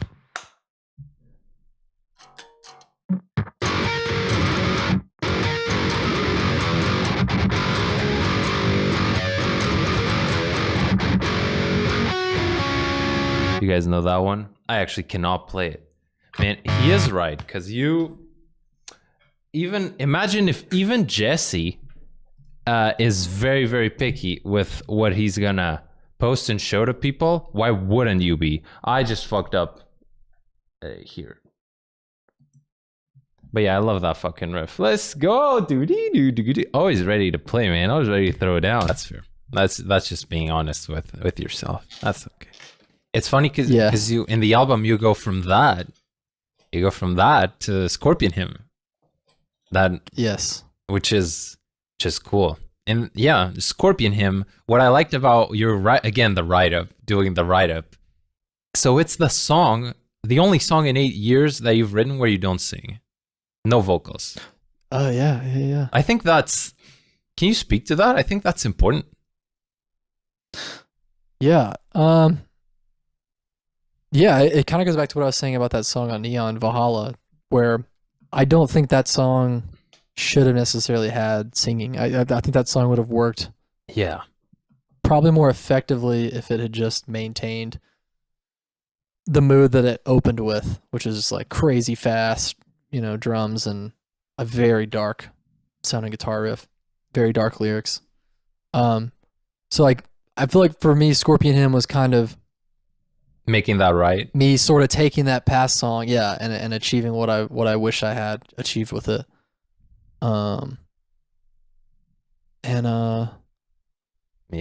Yeah, it just didn't feel like it felt like a mature decision to be like, this doesn't have to have, not every song has to have singing. Yeah. I think it really would have interfered with the vibe, Yeah, man. I get it. Like that. But yeah, it's just straight up heavy, and I want to have like basically the way I want the next record to be is like, I want to have more of those, just like straight up heavy songs, and then have, I don't know. Yeah. I don't know what the next record is going to be, actually. Who knows? Exactly. And that's what's cool about it. That's what made this one cool, is that you just didn't know, and what came to be at the time, you didn't disrespect. Like if that one vibe, don't disrespect the vibe, is going to be the motto. If there is a vibe, like, man, if the fan expectation is a catchy chorus, bro, that's just not the vibe. That's not the vibe. Yeah. Yeah, it would have been so weird. No, man. Like, that song's perfect the way it is. Yeah, and then that other song I keep bringing up, it actually went between that mode that Scorpion Hymn is in and... Sorry, I'm talking about Valhalla. Okay. It went between that mode and the Lydian mode. So whenever it went into the chorus, it did go to that Lydian sort of alien weirdness, which just made it even more harder of a pill to swallow. I need to listen to this song. And then it would go to... Sounds interesting. just your standard. Yeah. I don't know anything about theory. Phrygian. It's the standard mode. Yeah. 8, 10, 12. Oh, yeah, I get it. The 8, 10, 12, right. Top on the 24th, bam, it's a song. I get it. Yeah, so it kind of slides between 3 different modes, which is fun. It's like right. It's satisfying to make that stuff work, but yeah, I just kind of wish it was just heavy the whole time. Cool, man. Yeah, I like that. Just being very honest and respecting the vibe, dude. Yeah. Cool thing. Then, what is it? Lunar Halo. Yeah, one thing for me about Lunar Halo. I'll check out Valhalla. And then Vanish Canvas. Those 2 songs are connected, correct? Yes, they're like because they're actually sonically connected. You do have like little drone that comes from one to the other, and I was like, oh, is this intentional? Is this like a 2-piece? Should I be listening to this as a 2-piece? And then the title Vanish Canvas is in Lunar Halo, is in the lyrics to Lunar Halo. And in my mind, at least, maybe you'll appreciate this, where Lunar Halo is about like 2 lovers getting blown out by repulsive gravity, I always felt like Vanish Canvas, when I listened to it, is like the closer to that story. And you don't know, I kind of don't know if it's a happy ending or if it's a sad ending, but I always felt like Vanish Canvas closed out Lunar Halo. At least the way I hear it. Yeah, I like that. I did. It was somewhat intentional. It just doesn't have to be like, it basically was arranged in a way to where it wasn't absolute. So like sonically, yes. Like I realized before we tracked the record, like that the last riff in Lunar Halo, it switches to a different mode. It switches from Lydian to whatever the mode of Vanish Canvas is, and so there's a key change basically. Yeah. And that was in the same mode as how Vanish Canvas starts, and the riffs are kind of similar in feel. Yeah, similar sort of groove. Yeah. So I was like, every song is good. That's why I wanted to talk about every song. And then from there, that was kind of it. I just noticed that the end of one song sounded like it went with the beginning of another, and then I was able to use that like EBO sort of ambience to sort of connect them. Cool. And then the lyric, it was just kind of another way to leave it to be interpreted that way if someone wanted to. Again, not in an absolute way, but like if someone wants to take this way, it'll be completely valid. So I did know that by the time the lyrics were written, because Vanish Canvas is the lyric in Lunar Halo. Yeah. And there's a lot of that throughout the record. Like Autonomous Shadows is a lyric in Divisionary. Yeah, it's like that's interesting. What is the lyric? I forget the first line, but it's Identities Wander as Autonomous Shadows is a lyric in Divisionary. That's so cool. Yeah.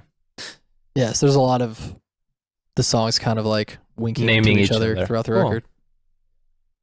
Yeah. Or you could look at it another way and just say it's completely confusing and annoying. Not really. Or you can look at it like the lazy prog guy who... I'm gonna use the same riff because it's a concept album, but you're just being lazy. Yeah, it's the way it actually happened. If I really am honestly digging into it, the way that came about is that like I'd have these working titles first. So like Shadow Autonomous was called that before there was ever music to it. Oh, and like we got so used to it being that song. Yeah. But then I found a way to make that work contextually in a lyric before another song. So like I could have just called Divisionary Shadow Autonomous, but like it would confuse the band because we'd been calling. But here's the thing: even though that's confusing, I still sometimes will do it. I just try to minimize how often I do it. For example, oh my god, I actually do this all the fucking time. I'm realizing. What is it? Like, it's amazing. Okay, for example, working titles. Snowblood was the working title for the song Eidolon, but this is which is like confusing. The most, which is I like Eidolon, but it's like the least important track to me on the record, and it was called Snowblood. And then after writing the lyrics to what we now know as Snowblood, man, doing good. I realized like listening to the podcast, we're almost those done lyrics here. Are meant to be like written to feel like a horror movie. Like there's a lot of lyrics that kind of like nod to like there's a lyric that kind of nods to The Shining. And I see.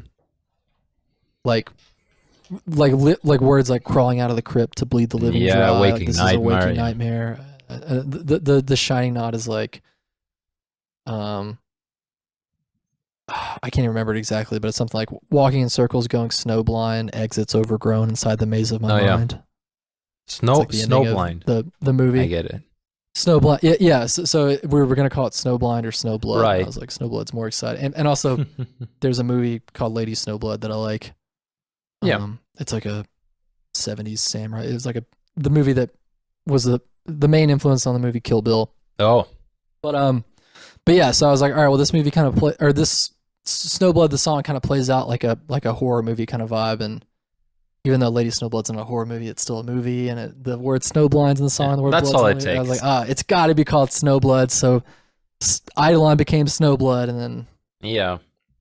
Eidolon is Eidolon. Eidolon is That's no pretty Eidolon. Yeah. confusing, Just like Lunar Halo says in Nocturnal Canvas. I get it. I see what it.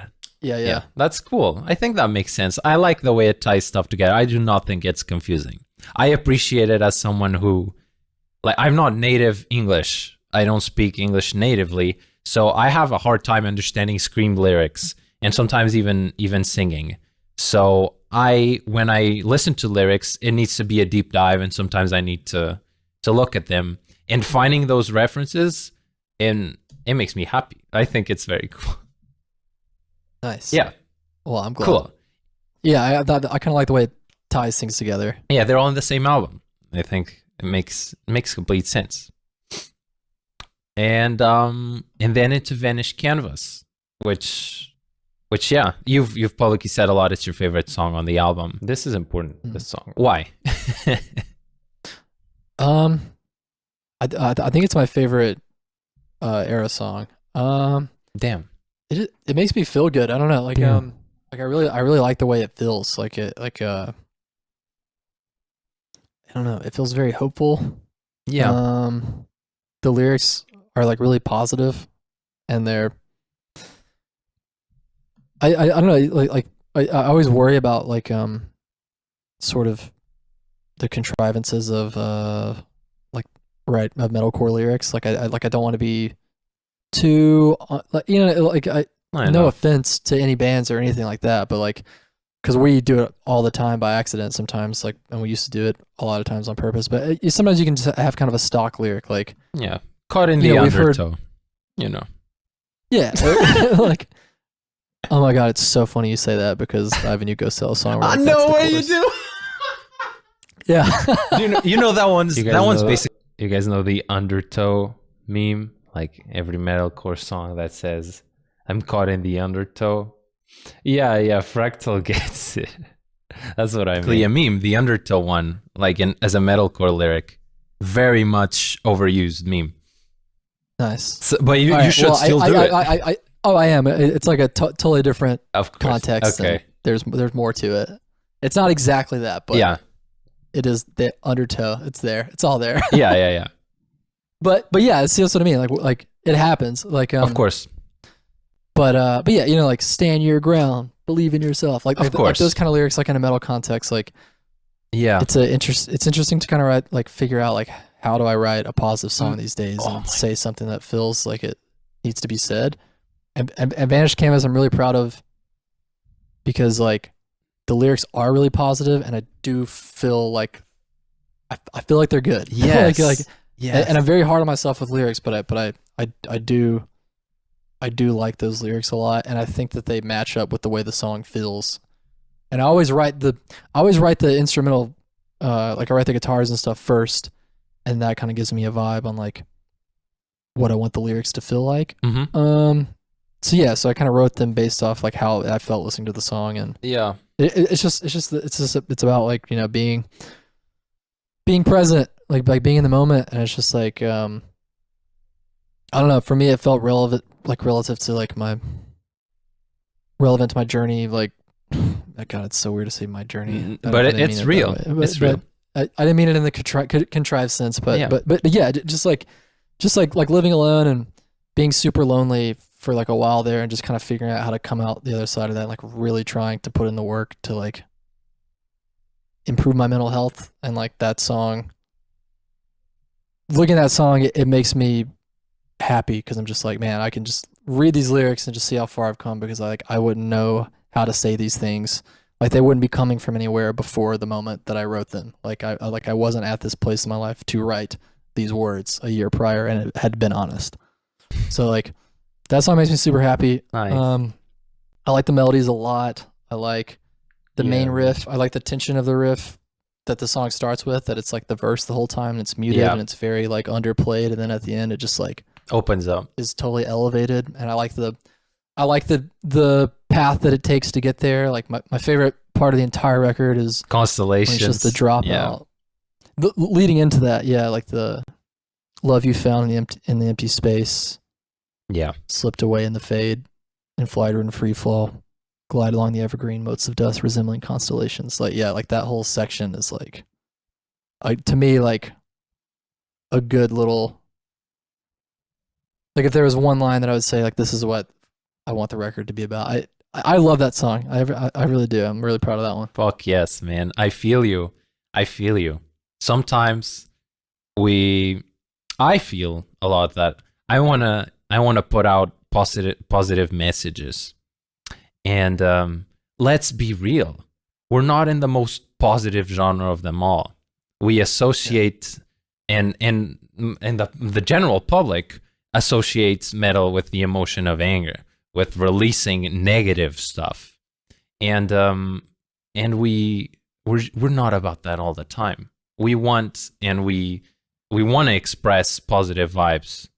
I'm all about that. But and then we come to the problem, which is what I think you were describing that you felt, just the same way that we want to say phone bad and not be cringe. How do we say be in the moment and not be cringe?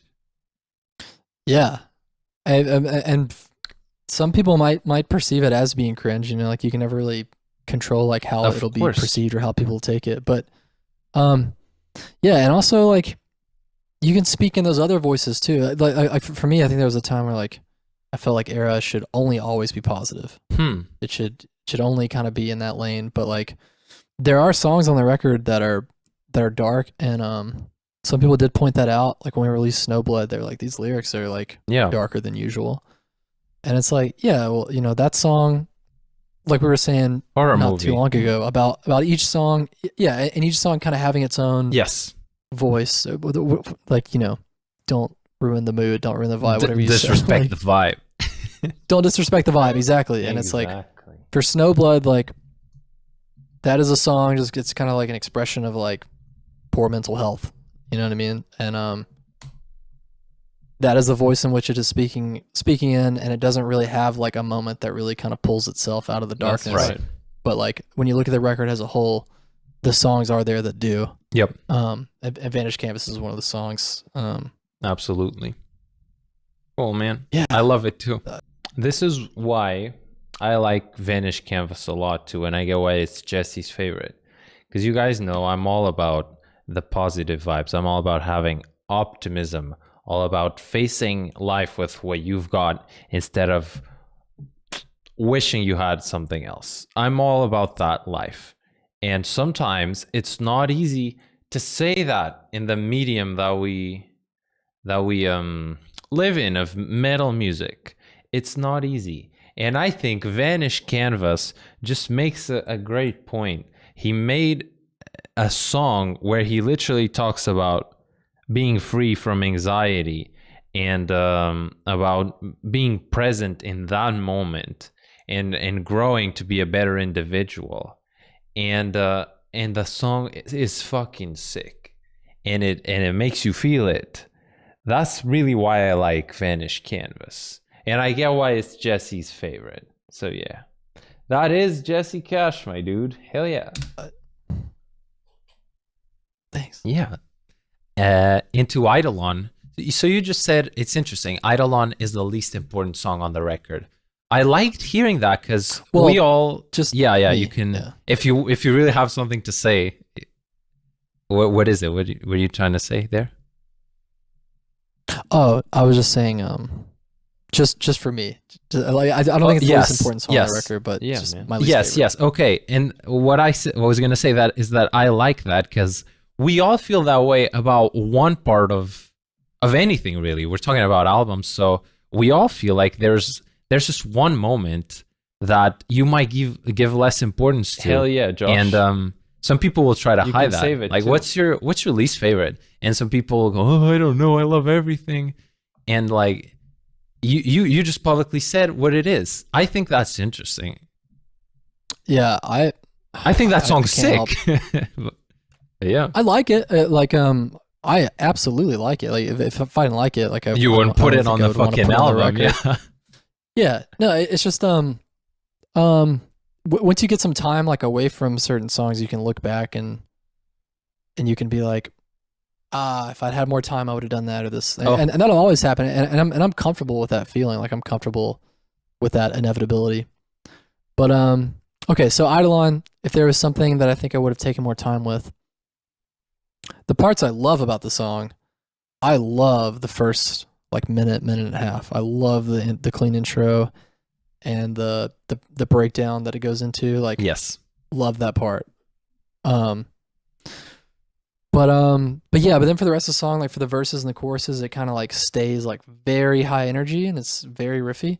And I just kind of wish, I like that description. I kind of wish I'd taken the opportunity to sort of like slow things down again, sort of in the middle more. Like it does kind of go back to the intro riff for a moment, but it's very short, and then it goes back into the fast drum verse and stuff. And I just wish I kind of like let the song breathe a little bit, because it has like such an amazing breather of an intro and an outro. So yeah, I just kind of wish that I felt like the middle lived up to what the beginning and ending are, because I love the beginning and ending, and I like everything that happens in between. I just also the chorus, that's also a song that I don't sing on at all. Oh, that's right. The chorus, it's kind of a chorus, it's kind of not. Like it serves that purpose. I feel that, the song, but it's not particularly catchy, and I just didn't really know what to do with it because of just how riffy the guitar was. Like boom boom, but yeah, like nothing I was singing really felt like a hook, and I typically like to have those hooks. Yeah, it's you can kind of read my vibe on it. Like I do like it. I just think it's one of those things where it's like if a couple little notches could have been turned slightly. Like if I had more time with it, I'm interested to see what I would have done. But I'm happy because that's kind of the only song on the record that I feel that way about to that degree. Yeah. I can nitpick everything. Of course. Even Vanish Canvas, my favorite song, like I know that bridge section where the tapping starts is crazy, and I'm sure few people can follow what's happening. I don't know if I would change it, but like something that like could potentially benefit from being changed, there's always going to be that stuff. I see. That's all. No, yeah, I get it. I like the song. Yeah, of course. But I think it's good to talk about. And in my opinion, if you spent more time on Eidolon, it would have probably been Remnant. Because I think Remnant, it was where you do a great job of putta, but then walls are coming down. Like, it's exactly what you just described, where it's fucking cyclone, boom, boom, boom, boom. But then you do open up, boom, and in an amazing way with an epic hook. So I get it. Yeah. But and Remnant, that song sometimes I go back and forth about the way that I ended it. Like, what is it? I don't remember. I don't think it ends. It has like a little like a long solo section in the middle, which is my favorite part of the song. But in the middle there's like a very satisfying breakdown, and I wanted to bring it back at the end, but it didn't feel appropriate to take the song out of its sort of melodic nature. What it is. So you added the rhythm to the chords. Yeah. Yes. So it still is the breakdown from the middle, but it's melodic. Yeah. But I wanted to make it work to where it ended really big and heavy. But like you said, don't fuck up the vibe. Yeah. It just felt like everything I tried, it felt like the song flowed best when it just stayed in that melodic voice for the ending. So I made that work, and I regret nothing. But but it's one of those things, because I had that internal back and forth, I still think about the song, and I'm just like, I wonder if there were better options out there, but ultimately I'm happy with the way that one turned out as well. And I like that chorus a lot in that song. Yeah, it's super sick. I personally think it ends great, especially because you end on the suspended chord. You don't end on the key of the song. And the second to last song ending on a suspended chord, it just hypes you up for the last song. I really, really appreciated that. I think it ended up like perfect. Sick. Yeah. I'm glad you noticed those things. Yeah. I mean, of course you do. You're a guitar player, a songwriter, but yeah, cool. I'm glad you appreciate that. I appreciate, and totally. And lots of appreciation. Yeah, that's the vibe, man. Into memory fiction. Memory fiction's very different. What do you have to say about memory fiction? On to the last song. Oh, I have a lot to say about this song. Yeah, of course. Because this song again kind of ties the room back together with some of the things that we've been talking about, which is that just kind of taking those risks and just knowing when to sort of risk what the fan base might think, because that song I actually started writing in 2015. Whoa. I wrote those like piano things and like the ambient sound that it starts with that hangs over the chords the whole time. And like at least one of those leads that comes into like 2015. So it was actually supposed to be on Drift. And I just didn't feel like I finished it, and I was like, I don't think the record needs this. Like, it's all good. We have 10 songs. And then same thing with Neon, where I was like, okay, maybe I'll make it work this time. So I just kept wanting to make it work, but I never quite could. Never did, obviously. Yeah. So this time around for this record, I was determined. I was like, I have to use this song because it's been 3 records in like 5 years, and I'm still thinking about this song. So it's like, if it's still in my head, and I've still go back to it in my voice notes and on my phone and everything, then I should just do it. So I was like determined to make it work, but I didn't feel like I wanted to force any heaviness to it. I didn't feel like it needed it. Yeah. And I think that's why it could only work on this record, because if I'd written it during Drift or Neon, I would have felt pressure to put a breakdown or or screaming or whatever. This is the album of respecting the vibe, and that's why you made it work. 100%, dude. Yes, cool. That is exactly what this album is. Get it? Memory Fiction only worked in this album because it was the album where he's respecting every individual song by itself. Imagine if he had felt pressure to put a breakdown on that song, which he says he would have been on prior albums. That's the power of just letting the music speak sometimes. That's my big lesson of this episode. Damn. Every song serves itself. That is. Yep. That was the main. If there was any mantra to this record, that is it. That each song must serve itself. Like, I don't care if track 12 sounds super different from track 7. That's okay to me. Like, I like when bands have many different voices like that per track. Like Deftones, great example.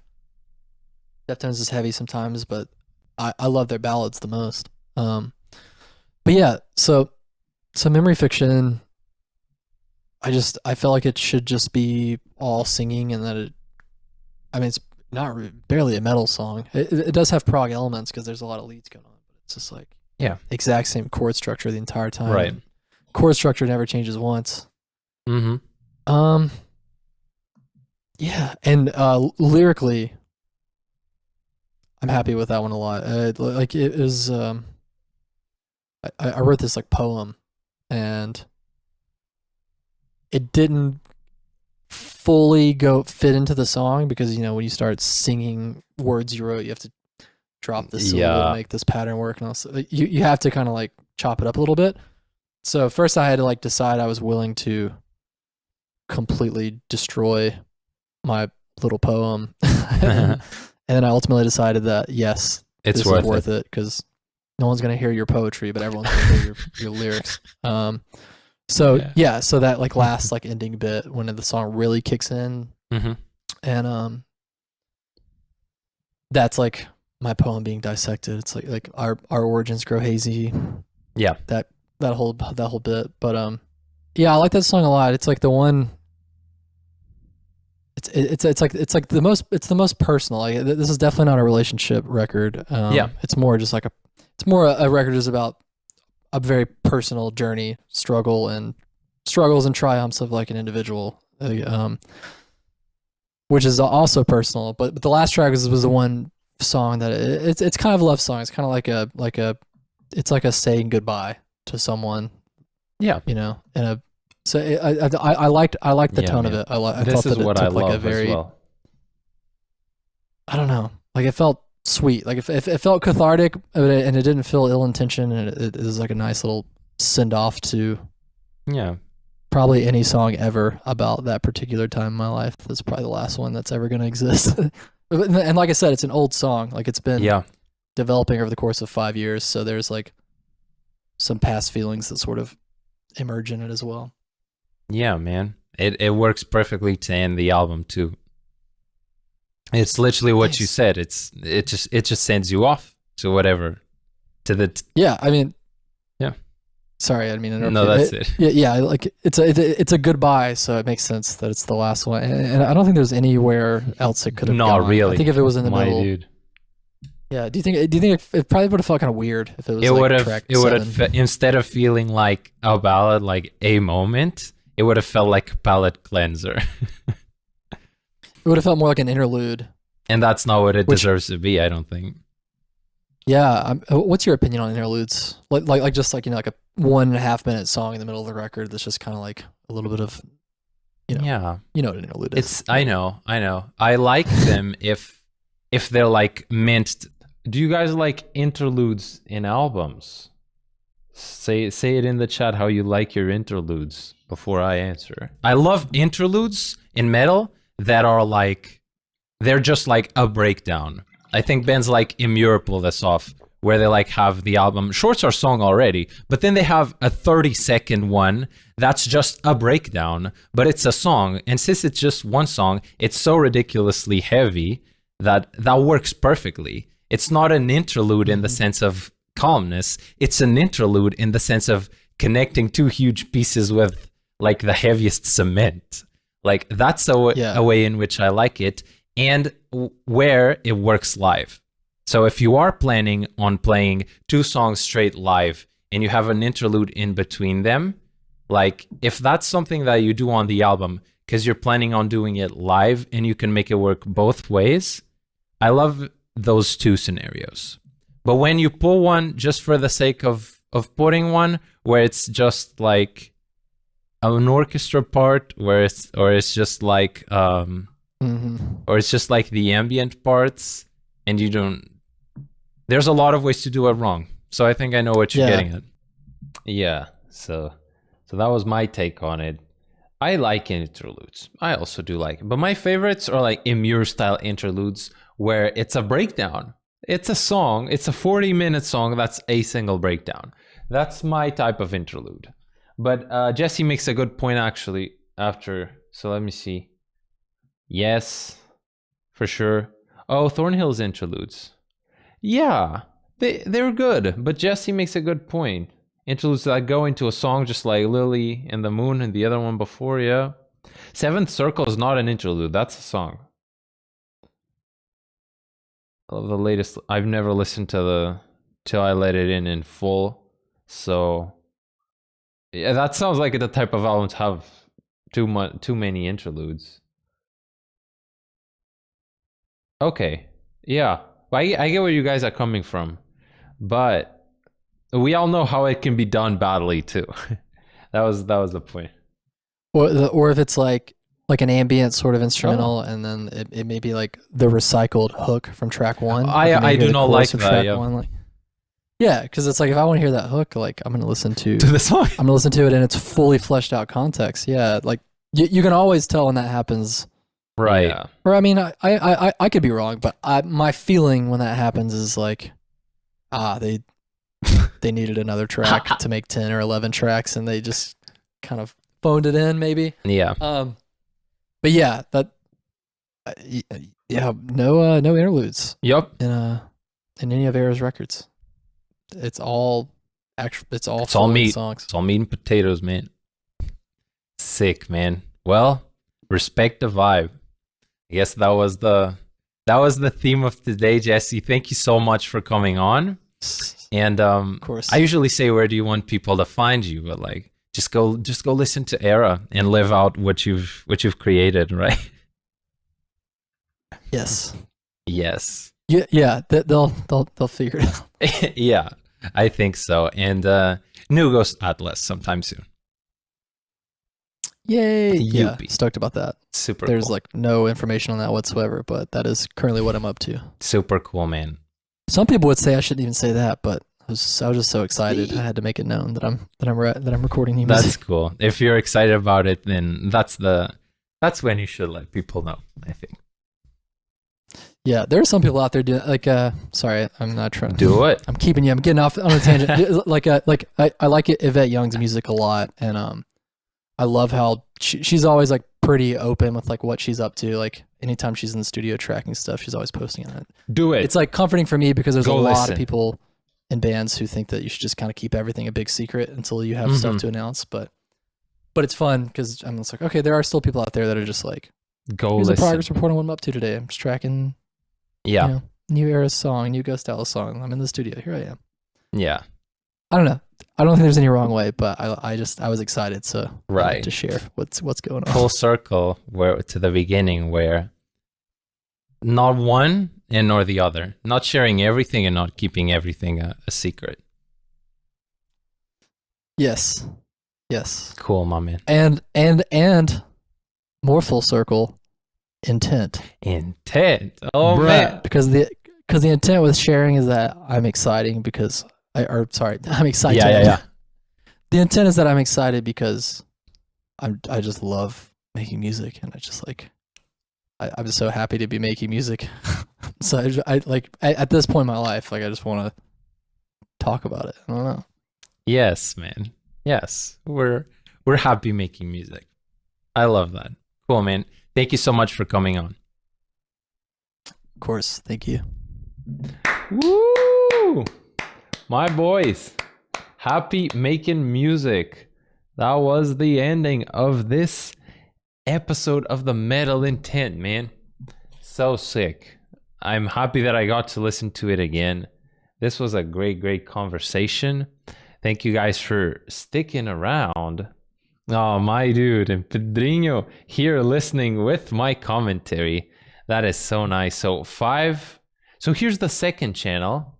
573 subscribers. Update. Hey guys, welcome to...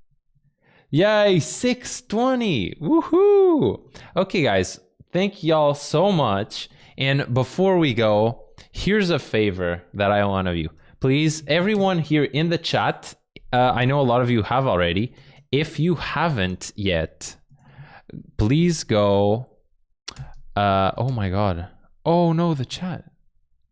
It's going. It's correct. Please subscribe to the second channel because that's where I release the podcast with video. That's a big favor I ask of you. That's why I streamed here in the main channel with this live commentary, which was actually very fun. Is to make sure that I could get people to the other channel. There's gonna be fun stuff happening on that channel. Who knows in the future? Just another place for me to share more of me. Here's all the podcast episodes so far. Tobias. Oh wow, 5. Thank you guys so much. We got Tobias. We got Kian Hauschman. Great episode. Robin Lenoutre, my good friend. Nick Nocturnal. I don't know if you guys know who this guy is. He is very promising. George Lever produced Loathe, produced Sleep Token. Andrew Baina. No one knows this kid, but you should be. Andrew is lit. This is one of the better ones. Very strategic, very social media, very content, and very happiness too. Alt is my favorite up and coming band right now. Dan McNally, Riffmeister, Instagram god, legend. He is sick. Chris Turner, guitars. Ramon Gutierrez from Andromeda. Very good episode about being inspired by video games and movies. The podcast is just kicking. And in case you guys, thank you. 2 more. In case you guys want to see the latest ones, you can wait. Did I add this to my channel? The podcast is here on a playlist on my channel too. So you can get there that way. And I need to add the Jesse episode. Very important. There's the stream. Okay. And in case you guys are also interested, I would also appreciate it if you could. I'm glad you like the live commentary, man. Oh man, Alt and Andromeda. If I introduce you to both, then you're winning, man. You're winning. Andromeda is the vibes. If you guys can also follow it on Spotify, I would also appreciate that. So I'm going to leave it here in case you guys use Spotify. You guys can also click that one and follow it there. Listens on Spotify are also appreciated, and it's where I prefer to hear podcasts. So I would understand that some people would very much like that. Yeah, man, it's hard to promote the channel. I never know where to do it. But yeah, my dudes, it's been amazing. Just the fact that I got to chat it up with Jesse was so good. We are now friends, now connected, and it's all thanks to you guys. So thank you all so much. There's my girlfriend. She came over to kiss us goodbye because we are about to go away. That was a very, very good stream. Thank you all so much for hanging out, checking out the podcast. And I guess I'll see you soon. I am also covering an ERRA song to promote the podcast. And that is Vanish Canvas. If you guys want to hear that, it's sounding pretty good.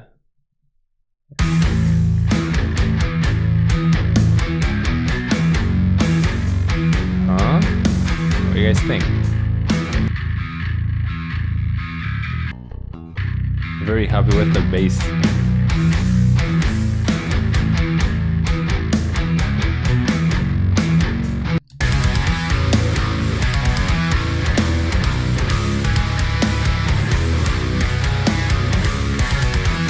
Yeah, just like I said, my favorite song on the album too, because of what Jesse said, you know, transmitting a positive vibe.